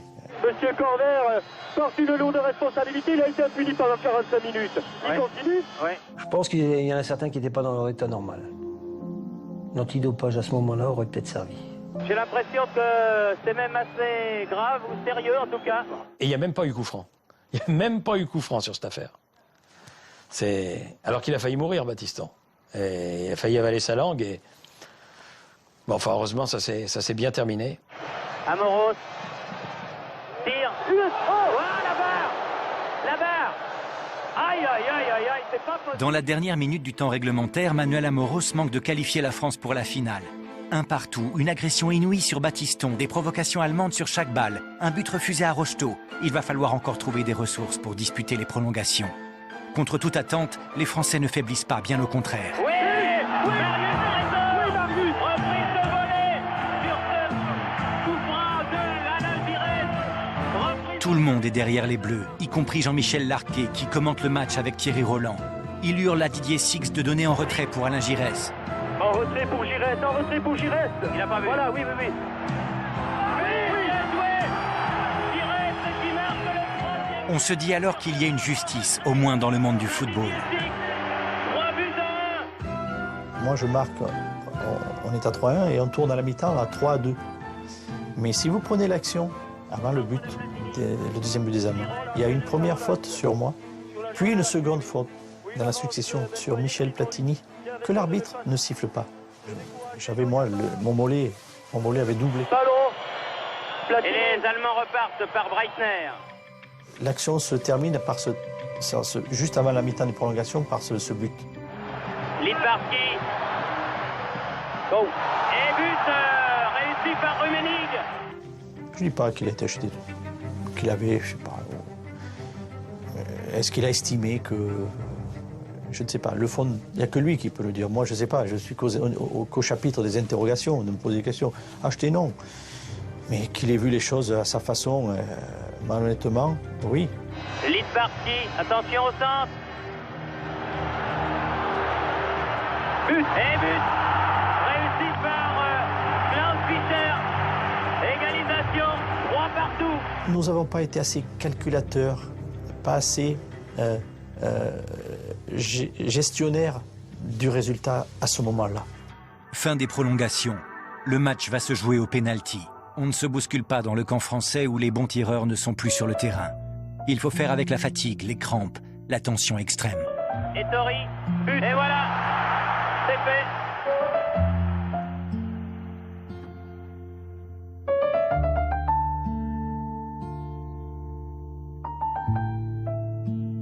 C'était la détresse, c'était dur, c'est un moment très douloureux, très pénible, parce que c'était pas une défaite comme les autres. D'abord, c'était pas une défaite, c'était une élimination.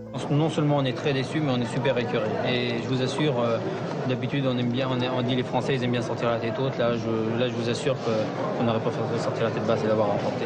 Le lendemain, il n'y a plus un joueur qui voulait continuer. Et plus un joueur ne parlait de continuer à jouer en équipe de France. Et pour eux, c'était un vol.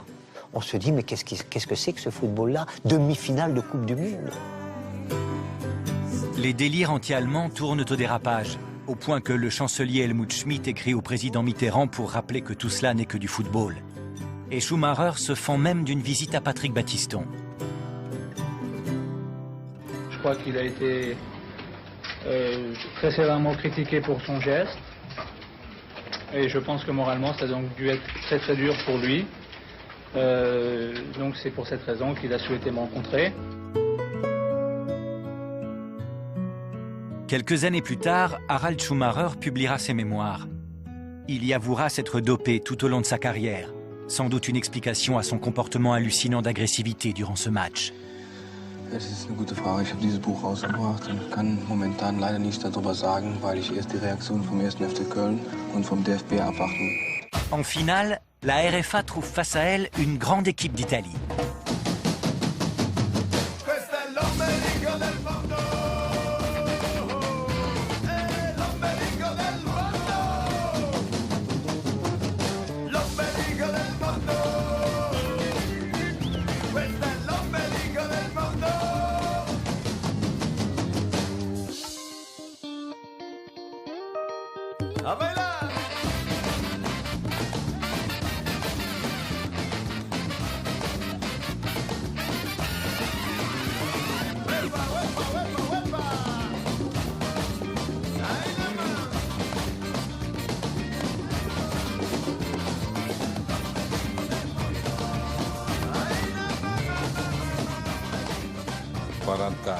« 40 ans, capitaine, champion d'Europe. Devenir champion du monde a été le point culminant de ma carrière. Quelle satisfaction, quel bonheur. » Du roi Juan Carlos qui lui remet la Coupe du Monde instant solennel.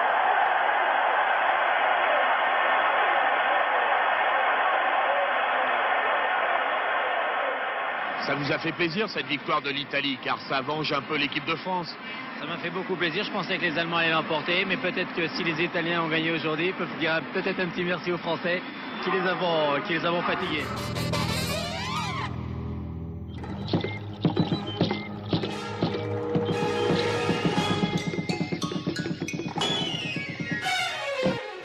Retour au Mexique, 16 ans seulement après la Coupe du Monde 1970. Il a fallu parer à la défection de la Colombie. Et parmi les candidats, tous du continent américain, la FIFA a vite fait de choisir le Mexique. Aztèques, mariachi, Acapulco, sombrero, tout y passe pour donner du pays un visage avenant, alors qu'il ne se remet pas encore du tremblement de terre qui a fait 20 000 morts quelques mois plus tôt. Mais c'est la magie de la Coupe du Monde que de mettre de côté la réalité qui dérange. Les Mexicains sont fous de football, mais pas au point de supporter n'importe qui. Et surtout pas Guillermo Canedo, le patron du groupe tentaculaire Televisa, à qui son ami Joao Havelange a confié l'organisation. C'est la première fois qu'une Coupe du Monde est privatisée. Les organisateurs ont promis que rien ne viendra gâcher la fête. Alors, on dresse des palissades pour cacher la misère. On ripolline rapidement autour des stades. Et on fait taire tous ceux qui pourraient s'opposer. Ça, c'est on peut dire, un coup de Havelange d'avoir redonné la Coupe du Monde au Mexique en 1986, parce qu'il avait deux amis, des hommes d'affaires comme lui, qui possédaient la chaîne de télévision de l'ensemble pour le Mexique et même pour les États-Unis et au-delà vers l'Amérique du Sud, qui ont carrément acheté la Coupe du Monde. La fête du football à Mexico est devenue un cauchemar technique. On a beau se prévaloir de l'amitié d'Havelange pour décrocher l'organisation de la Coupe et les juteux droits audiovisuels, on n'en est pas pour autant capable d'assurer des retransmissions revendues au prix fort dans le monde entier. Rien ne marche. Partout dans le monde, on hurle au scandale. Les téléspectateurs européens ne reçoivent pas l'image et le son en même temps. La FIFA est responsable, Fédération internationale de football, qui confie l'organisation d'une compétition comme la Coupe du Monde à des gens qui ne savent pas l'organiser. Qui pourtant est l'homme de télévision, le grand, celui qui a Télévisa, mais enfin c'est aussi un homme d'argent, propriétaire de la chaîne SIN aux États-Unis. Il en a rien à faire des conditions dans lesquelles l'Europe reçoit le signal. Alors, ce qui est scandaleux, c'est la FIFA qui vend à un pays qui ne peut pas organiser. Vous allez me dire, ils ont organisé en 68 et en 70, Jeux Olympiques et Coupe du Monde. Oui, mais le Mexique a changé depuis. Le Mexique a une inflation galopante. Le Mexique est devenu le pays des compromissions, où il faut tout acheter. On n'a pas assez acheté, on n'a pas assez payé de bakchich peut-être. On n'hésite plus à s'inquiéter du système Havelange qui a mis en coupe réglée le marché du football mondial. Sur Havelange et son gendre, Ricardo Teixeira, dit Tricky Dixie, Dick le pourri, on n'a encore que de forts soupçons de détournement de fonds. Pas encore de preuves de leur corruption. C'était évident. Vous regardez par la fenêtre et voilà, il pleut. Pas besoin de le prouver. Pas besoin d'un scientifique qui vous assure que c'est bien de l'eau qui tombe du ciel. Il pleut, on le sait. C'était une pluie d'argent qui tombait de la FIFA sur ISL. On le savait, mais on n'avait pas de preuves. Mais on le savait. Tout le monde le savait. Et personne n'en parlait. On souffre beaucoup dans cette Coupe du Monde. De la chaleur, certes, mais pas que. Pas mal d'équipes, dont la France, sont victimes de la désormais fameuse Tourista, un très pénible désagrément gastrique. Pour cette Coupe du Monde, il y aura 2 finales avant la lettre, France-Brésil et Argentine-Angleterre. France-Brésil en quart de finale. C'est un match que l'on annonce comme fratricide tant il y a de talent partagé et d'amour du beau jeu dans ces équipes. La France a éliminé l'Italie, championne du monde, en 8e de finale, et le Brésil s'est facilement débarrassé de la Pologne. Les Brésiliens, qui semblent intouchables, ouvrent le score par Careca à la 17e minute. Très tranquillement, Michel Platini égalise 5 minutes avant la mi-temps.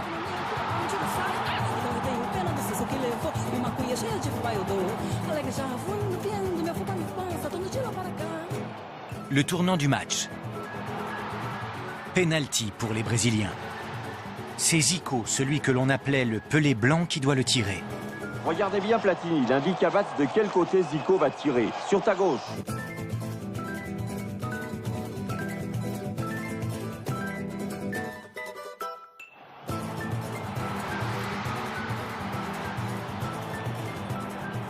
Une nouvelle fois, la qualification doit se jouer au pénalty. Cette fois, la France a un très grand gardien.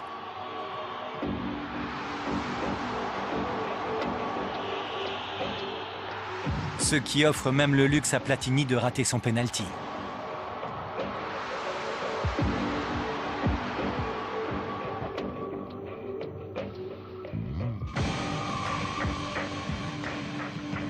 Dernier tireur pour la France, le jeune milieu de terrain Luis Fernandez, le petit gars des Minguettes, qui enfant était venu applaudir Pelé dans ce même stade de Guadalajara.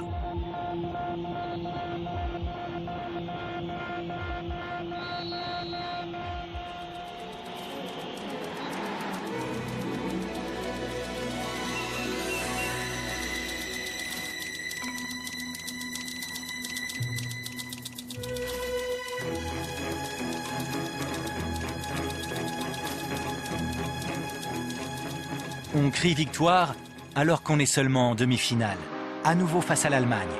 Mais Platini est blessé au tendon, Giresse n'est pas au top physiquement. Et l'Allemagne l'emporte 2-0.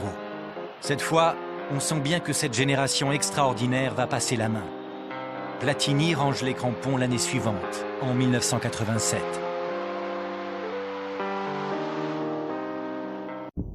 Argentine-Angleterre, c'est donc l'autre finale avant l'heure. Des retrouvailles avec beaucoup d'arrière-pensée, 4 ans tout juste après la guerre des Malouines. Il est évident qu'il y a un contexte politique à l'occasion de cette partie de football entre l'Angleterre et l'Argentine. Nous sommes ici pour la Coupe du Monde de football, donc nous ne voulons nous intéresser qu'à celle-ci. Cet archipel au large de l'Argentine fait partie de ce que l'ONU appelle les territoires contestés. Argentins et Britanniques en revendiquent la souveraineté. L'Argentine pour sa proximité territoriale, le Royaume-Uni parce qu'elle est peuplée en quasi-totalité par ses ressortissants. Alors, quand les troupes argentines débarquent sur l'île début avril 1982, Margaret Thatcher répond aussitôt en envoyant la Navy. Il y aura 649 militaires argentins tués et 255 britanniques. Ce match, c'était comme une finale. Contre l'Angleterre, c'était une finale. Nous savions que le pays était suspendu à ce résultat, sur le plan footballistique, mais aussi politique. L'opinion générale en Angleterre était la même qu'en Argentine, je pense. C'était la continuation du conflit des Falklands, ou des Malouines, si vous préférez. C'était la prolongation de ce conflit. Les Argentins qui ont perdu cette guerre veulent leur revanche, quitte à solliciter une intervention divine.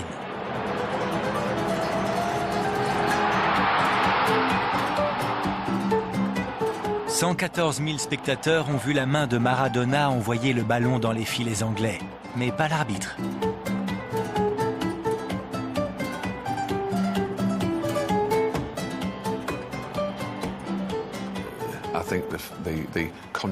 La controverse entourant le premier but de Maradona a fait empirer les choses.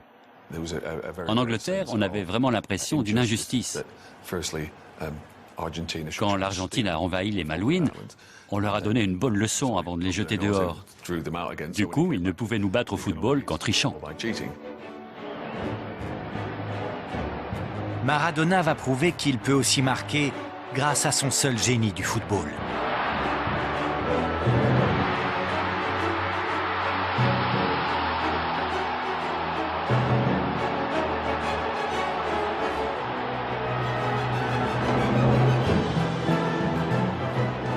Après ces deux finales avant l'heure, il y aura bien une vraie finale que l'Argentine de Maradona gagnera sans discussion.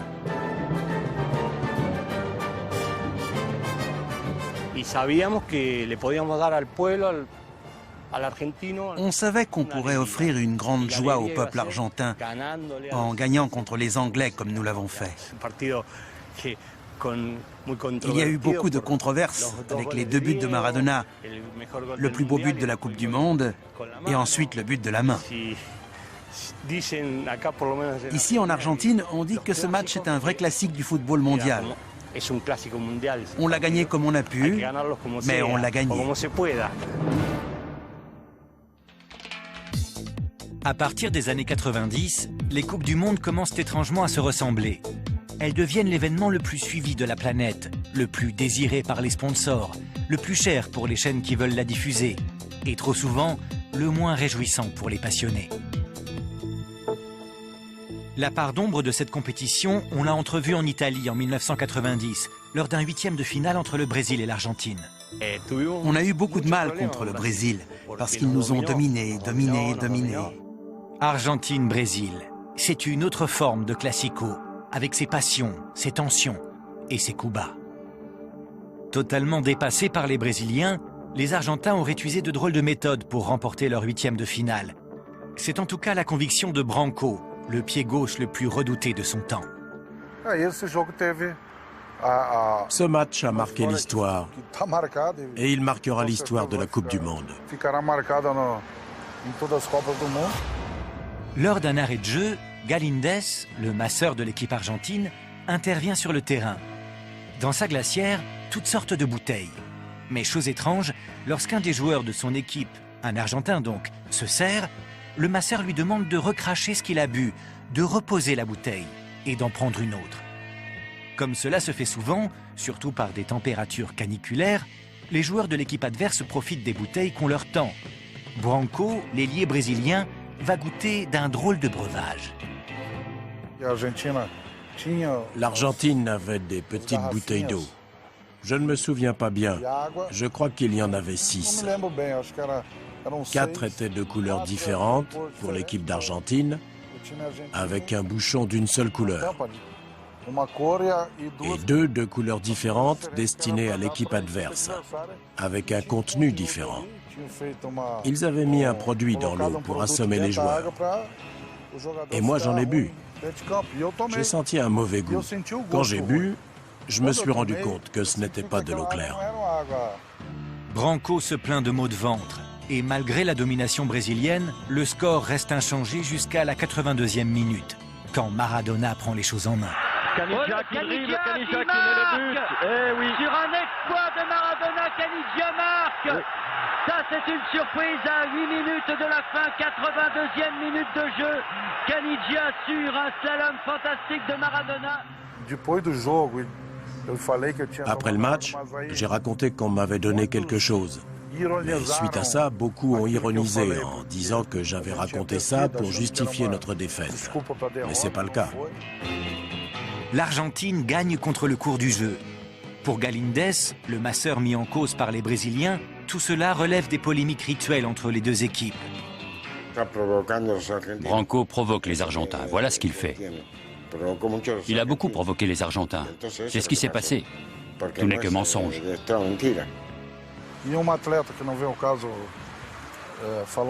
Un joueur argentin qui était au courant de cette histoire, un ancien international, m'a appelé et m'a avoué qu'ils avaient réellement mis un mélange destiné à l'équipe adverse. L'affaire repart en 2004, quand Maradona laisse entendre au cours d'une émission télévisée qu'un somnifère avait été introduit dans une bouteille destinée aux joueurs brésiliens. Maradona, dans son show à la télé argentine, a dit la vérité. Le Brésil menace de déposer un recours à la FIFA. L'Argentine réplique. Dans ce cas, elle va également demander réparation contre le Brésil à propos d'une action de jeu contestable lors d'un match de la Copa América. Match nul. On en restera là. Il y aura tout de même une morale. L'Allemagne prendra sa revanche de 1986 et battra l'Argentine en finale.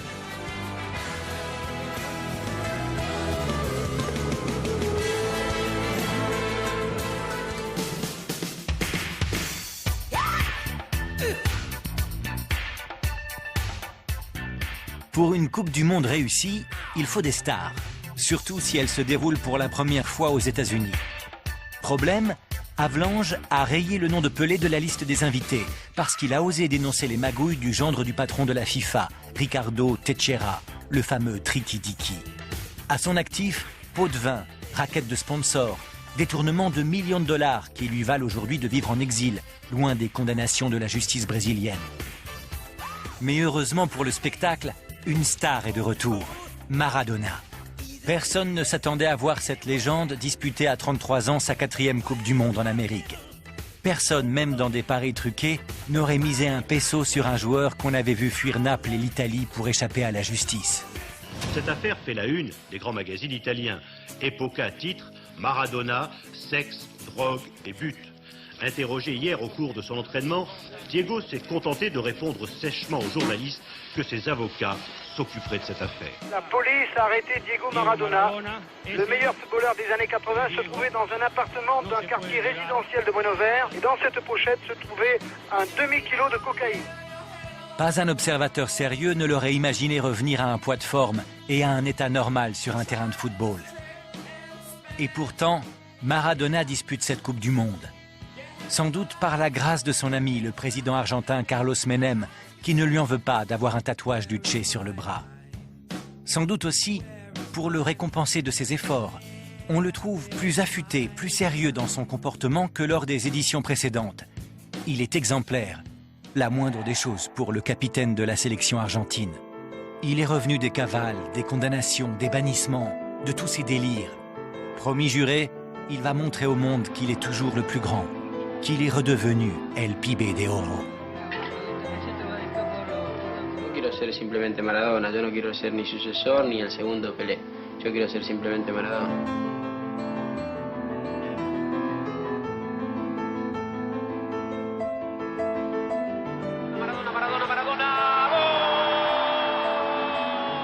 Sa rage lors de ce but fabuleux, elle sonne a priori comme une revanche. C'est celle d'un revenant. On le donnait pour mort, il hurle au monde entier qu'on peut compter sur lui pour de nouveau vibrer avec le football. On va y croire, mais pas très longtemps. Le président de la Fédération argentine de football, M. Grondona, lance une bombe. Contrôle antidopage positif pour Maradona. Le 30 juin, la FIFA annonce la sanction par la voix de son secrétaire général, Sepp Blatter. Diego Maradona est reconnu coupable de dopage, exclu de l'équipe d'Argentine pour la Coupe du Monde et suspendu de toute activité footballistique jusqu'à la fin du mondial. Pas de cocaïne cette fois, juste une drôle de potion composée de toutes sortes d'éphédrines prises sur les conseils de son diététicien gourou culturiste pour lutter contre un coup de froid. La clim américaine sans doute. Mais aucun médicament ne comprend réunir ces substances interdites. En réalité, bien plus que pour se doper, Maradona prenait ce cocktail détonnant depuis des mois pour maigrir en vue de la Coupe du Monde. Decía que juro por mis hijas que es la fuerza que me trajo a este mundial, que yo no me drogué, que yo no tomé ninguna sustancia como para que FIFA me deje afuera de este mundial. Con esto también quiero decir de que le doy la posibilidad a FIFA que revea esta medida, porque yo la creo injusta totalmente. L'Argentine désemparée, orpheline, perd contre la Roumanie en 8e de finale et laisse le Brésil gagner une toute petite finale, la première disputée au tir au but face à l'Italie.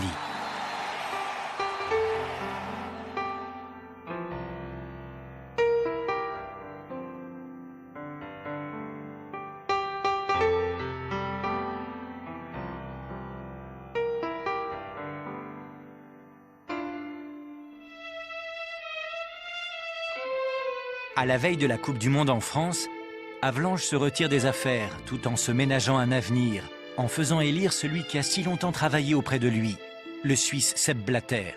Il y avait bien un autre candidat, Lennart Johansson, mais visiblement, celui-ci n'était pas prêt à tout pour être élu. Je n'ai jamais voulu promettre des emplois, des contrats, des tournois, de l'argent ou quoi que ce soit. Et je ne voulais même pas promettre des aides financières à des associations qui l'auraient mérité. Blatter, lui, n'a eu aucun état d'âme à faire toutes ces promesses. Il y a une chose que je ne comprends pas. Pourquoi tout le temps que Havelange était président, je crois que c'était pendant 20 ans, son secrétaire général, c'était Joseph Blatter. Il aujourd'hui, c'est le président de la FIFA. C'est vraiment difficile de croire aux gens, tu comprends? Le secrétaire, qui aujourd'hui, c'est le président de la FIFA. Est-ce que Sepp Blatter était au courant? Imaginez ça, vous êtes au cœur de tout. Vous êtes secrétaire général, gestionnaire général. Votre patron, M. Havelange, est au Brésil la moitié de l'année ou en voyage un peu partout à récupérer des Rolex dans le Golfe. Vous faites tourner la boutique et vous n'êtes pas bête. Et vous n'êtes pas au courant des pots de vin. Pauvre petit Seppi. Personne ne lui avait dit pour les pots de vin. Il a dit qu'il n'en savait rien. Ce n'est pas du tout crédible. Celui dont on attend qu'il tienne les promesses et les espoirs qu'on met en lui, c'est Zinedine Zidane. Pour cette Coupe du Monde en France, la première depuis 60 ans, on se demande s'il sera en forme, s'il supportera mieux la pression de l'épreuve que lors de l'Euro 1996. Zidane par-ci, Zidane par-là, Zidane rien du tout. Zidane il va essayer de faire ce qu'il sait faire. Avec tous mes autres potes, on va essayer de donner le maximum pour avancer dans la compétition. C'est tout. Il donnera une réponse on ne peut plus claire lors de la finale. Le 12 juillet 1998, alors que l'équipe de France mesure la ferveur populaire qui l'accompagne, les Brésiliens vivent de leur côté un avant-match pour le moins curieux. Sur la première feuille de match communiquée à la presse, c'est Edmundo et non la star Ronaldo qui est annoncé à la pointe de l'attaque.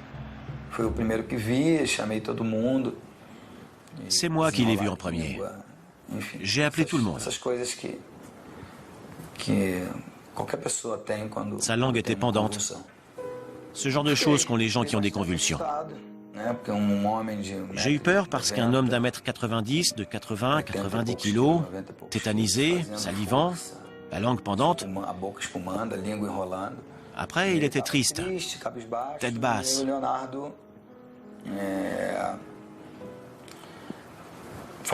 Leonardo a parlé au médecin. Ils lui ont dit qu'il fallait faire des examens à l'hôpital pour voir si ça allait. Ronaldo est sorti en voiture, par une porte dérobée, en direction de l'hôpital pour faire ses examens. Ce que décrit Edmundo, c'est une crise d'épilepsie. Une épilepsie sans doute provoquée par une infiltration dans son genou. Il souffrait des genoux depuis des mois, et donc il prenait différentes drogues, des anti-inflammatoires. Son jeu, c'est un jeu de démarrage. C'est dans un petit périmètre, il sème tout le monde. Voilà, c'est ça sa force, et donc il a une puissance musculaire des cuisses extraordinaire. Malheureusement, les tendons, ils sont pas à la hauteur. Et donc il avait toujours les tendinites, donc on lui donnait des anti-inflammatoires. Et là, au moment de la Coupe du Monde, il a même été infiltré au niveau de ce tendon rotulien. Et donc c'est pour pas sentir la douleur de la piqûre que vous faites d'un corticoïde, c'est ça une infiltration, on vous mettait une anesthésie. Et si vous piquez dans un vaisseau sanguin, vous pouvez parfaitement faire une crise d'épilepsie, de type épileptique, et avoir un malaise et vraiment gravissime, avec arrêt respiratoire.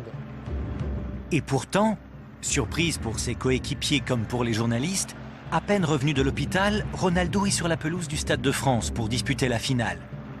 On s'interroge depuis sur les raisons qui ont poussé Zagallo à faire jouer sa star. Et revient sans cesse le même soupçon. L'équipementier sponsor de l'équipe brésilienne aurait exigé de voir Ronaldo sur le terrain. Oh là, la fabuleuse prise de balle. Todo mundo viu com a gravidade que... Personne n'a mesuré la gravité de l'état dans lequel il était. Sauf moi et ceux qui étaient là lors de sa crise. Nous, on était inquiets. Si bien que, Lorsqu'il y a eu ce choc entre Barthez et Ronaldo, Cafu s'est précipité vers lui en courant. Il était très inquiet pour sa santé. Malgré quelques poussées brésiliennes, les Français tiennent le match et les fantaisies de Roberto Carlos vont coûter cher à la Seleção.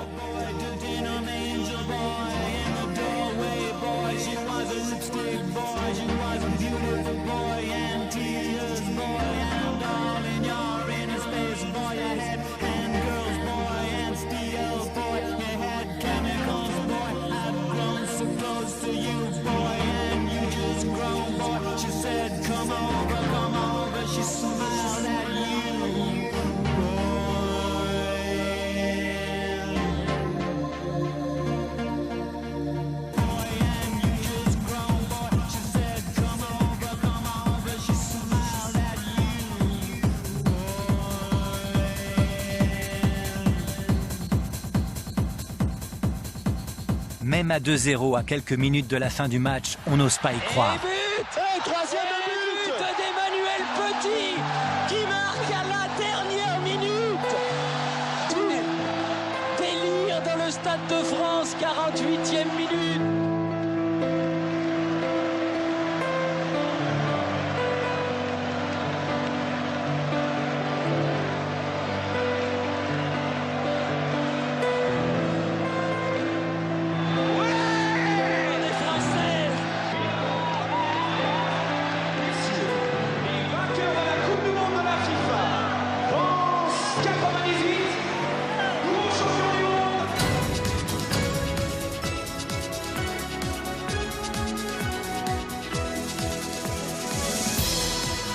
En 2002, l'Asie accueille enfin sa Coupe du Monde.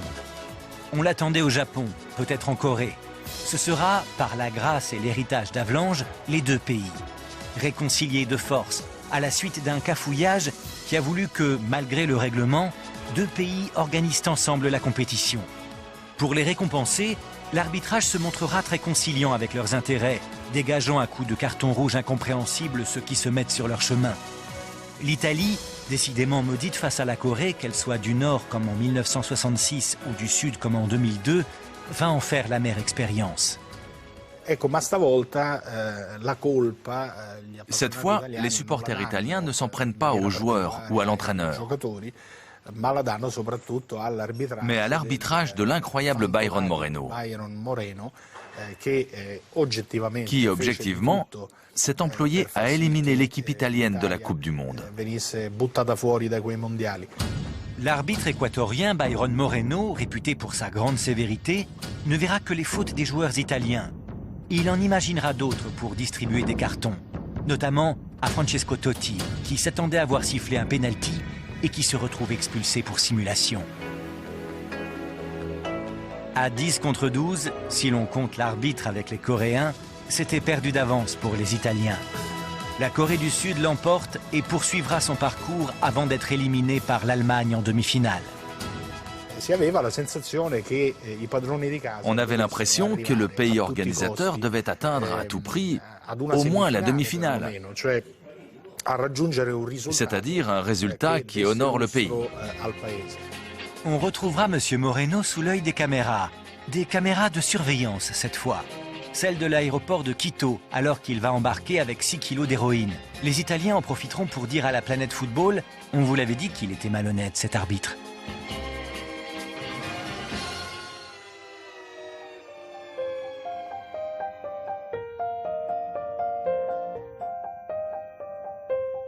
La Coupe du Monde 2006 en Allemagne sera celle de Zidane. On parle du Mondial 98 avec Zidane, mais Zidane a été 10 fois plus fort en 2006, mais 10 fois plus fort.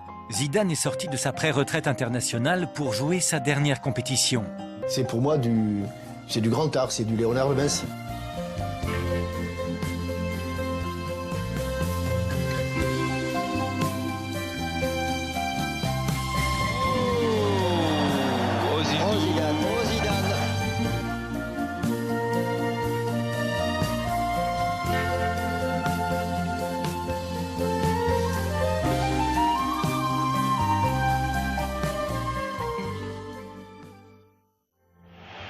En finale, la France retrouve l'Italie.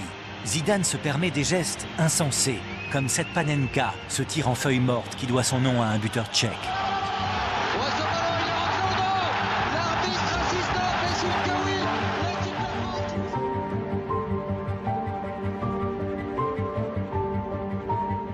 Le reste est une histoire de coup de tête. Un premier coup de tête détourné par Buffon, un second coup de tête que Materazzi n'aura pas le temps d'esquiver. Oh non! Oh non! Oh non! Oh non! Tout est bon pour gagner, donc y compris cracher à la figure d'un des joueurs adverses, l'insulter en permanence pour le faire disjoncter, c'est des pratiques qui sont courantes dans le championnat d'Italie. Donc ce qui est surprenant en fait pour les Italiens, c'est que Zidane ait réagi. Zidane avait accumulé une longue expérience en Italie. Et il aurait dû être, comment dire, préparé à passer outre les provocations verbales de son adversaire du jour. La seule question que le monde se pose, c'est qu'est-ce que Materazzi a dit à Zidane? Alors qu'il y avait d'autres questions à se poser. La seule vraie question, le seul vrai problème, c'est que Zinedine Zidane, ce jour-là, il a lâché ses copains, il a abandonné l'équipe de France. Et que dans le foot, dans le sport de haut niveau, celui qui réagit, il a toujours tort. Celui qui laisse ses copains à 10, il a tort. Là, on n'est pas dans Tiger Woods avec les sponsors qui lâchent les uns après les autres. Là, au contraire, tous les sponsors entrent en marche pour surtout préserver l'image de Zidane.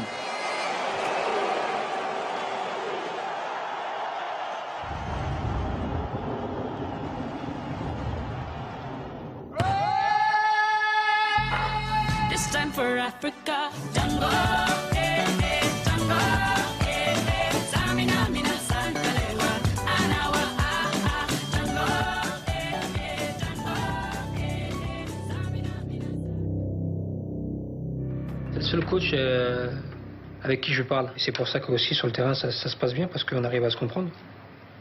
Depuis qu'on se connaît, il n'y a pas eu rien, il n'y a jamais eu de clash ou quoi que ce soit. Non, ça se passe super bien. La preuve, même si on se doutait que le sélectionneur français avait des relations tendues avec ses joueurs, la une de l'équipe fait l'effet d'une bombe. Et quelque peu tâche dans une Afrique du Sud fière d'organiser la première Coupe du Monde sur le continent africain. Je pense qu'il est minuit et quart, quelque chose comme ça. Bon bref, mon téléphone sonne dans ma chambre, ce qui n'arrivait pas souvent. Je décroche, mais je suis dans un demi-sommeil, quoi. Je sais pas très bien où je suis. Mais je reconnais tout de suite que c'est Nicolas Anelka. Et il me dit, t'es au courant pour la une de l'équipe demain. Le titre, c'est pas te faire enculer, c'est le fils de pute. Raccroche. J'appelle Sébastien Tarago, le rédacteur en chef adjoint de l'équipe, qui est à Naïsna à ce moment-là. Je dis, mais qu'est-ce qui vous prend? Qu'est-ce qui vous arrive? Ça va pas ou... Les journalistes qui ont travaillé là-dessus ont eu énormément de témoins indirects et même directs. Donc voilà, ça a été vérifié, revérifié. Et évidemment qu'on fait pas n'importe quoi avec ce genre de choses. Et là, là, ça explose parce que ça sort. C'est la une. Le problème, c'est pas Anelka. Le problème de l'équipe de France, c'est pas Anelka.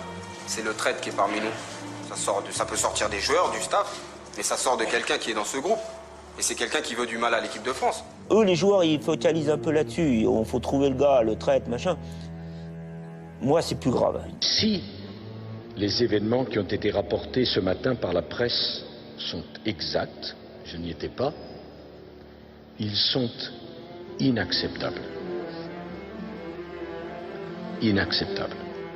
Il va falloir faire quelque chose parce que la France attend quelque chose. Je partais en premier pour accueillir mes amis de la presse sur ce terrain qui portait bien son nom. Quand on y repense avec le recul, c'est incroyable. Le Fields of Dreams. Le terrain des rêves. Je vais vérifier avec le responsable de la sécurité de l'équipe de France s'il est OK pour faire passer les médias. Il me dit, on a un gros problème là, ils vont pas s'entraîner. Ils vont pas s'entraîner, ils sont en basket. Et moi, je suis au bout. Et effectivement, quand les joueurs traversent, c'était pas dans les habitudes. Ils vont signer les autographes, ils n'ont pas les chaussures. Et je vois Pat parler longuement avec Raymond, et là je dis, voilà, ils ont préparé quelque chose. Là je comprends. Très vite, Patrice Evra vient vers moi, et il me tend un papier. Il a l'air grave, il est un peu prostré, et il me dit simplement, voilà, il faut que tu lis ça à la presse. Et il se barre. Qui plus est, ayant de bonnes relations avec Patrice Evra, je veux lui expliquer pourquoi je ne vais pas lire ce papier, que pour moi, voilà, ça veut le faire. Pour moi, c'est une logique implacable. Ils rentrent dans ce bus et ils sont tous prostrés, quoi. Et franchement, on peut déchirer l'air au couteau. Hein. C'est très, très lourd. Ça a duré, on voyait que ça parlementait. Bon, mais Raymond a décidé de lire le papier et je comprends aussi pourquoi il l'a fait, parce qu'à un moment donné, le psychodrame avait assez duré, quoi. Il fallait que quelqu'un y mette un terme, d'une manière ou d'une autre. Tous les joueurs de l'équipe de France, sans exception, souhaitent affirmer leur opposition à la décision prise par la Fédération française de football d'exclure Nicolas Anelka. Non, là, on n'a pas le droit. Là, on est plus qu'un joueur de l'équipe de France. On est plus qu'un homme. Quand on fait ça, on est plus qu'un homme. On est envié, on est adoré. Et pour avoir discuté avec certains d'entre eux, peu de temps après, ils sont pas fiers. Il y a de la honte, il y a de la colère, il y a beaucoup de colère et il y a beaucoup de souffrance. C'est fini maintenant et c'est trop tard pour se lamenter. La préparation de la grève, comme a dit Raymond à un moment donné, quand on était là-bas, là, ça a été leur meilleure action collective de toute la Coupe du Monde. L'équipe de France rentre piteuse, déconfite, ridiculisée dans le monde entier. L'Espagne, qui a dominé la compétition, remporte son premier titre.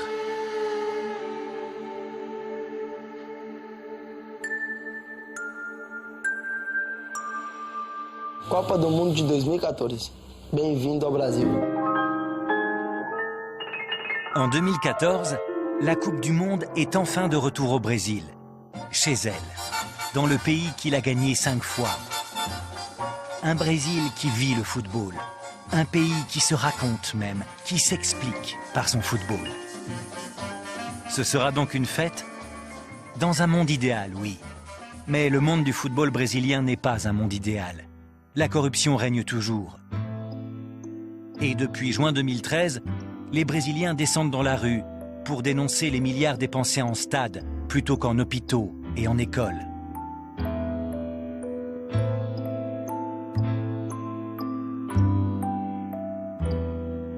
Parmi ces Brésiliens en colère, un ancien ballon d'or, Romario, devenu député de Sao Paulo. Sa cible principale, José Maria Marin, le président de la CBF, la Confédération brésilienne de football. Comme ses prédécesseurs, il est sans doute corrompu, mais lui, de surcroît, il aurait du sang sur les mains. Cette saga des Coupes du Monde, c'est près d'un siècle de notre histoire. Elle nous raconte à travers les conflits, les passions et les héros que nous nous sommes parfois choisis. Et comme toutes les bonnes histoires, on l'a vu, elle a eu ses bons et ses méchants. Il y aurait pu y avoir les uns sans les autres, bien sûr. Pelé sans Havelange, Platini sans Schumacher, Zidane sans Materazzi, des arbitres extra-lucides et des dirigeants au-dessus de tout soupçon. Mais la planète football est comme le reste du monde. Elle est loin d'être idéale. Elle sait aussi produire une magie qui, par moments, la rend extraordinaire.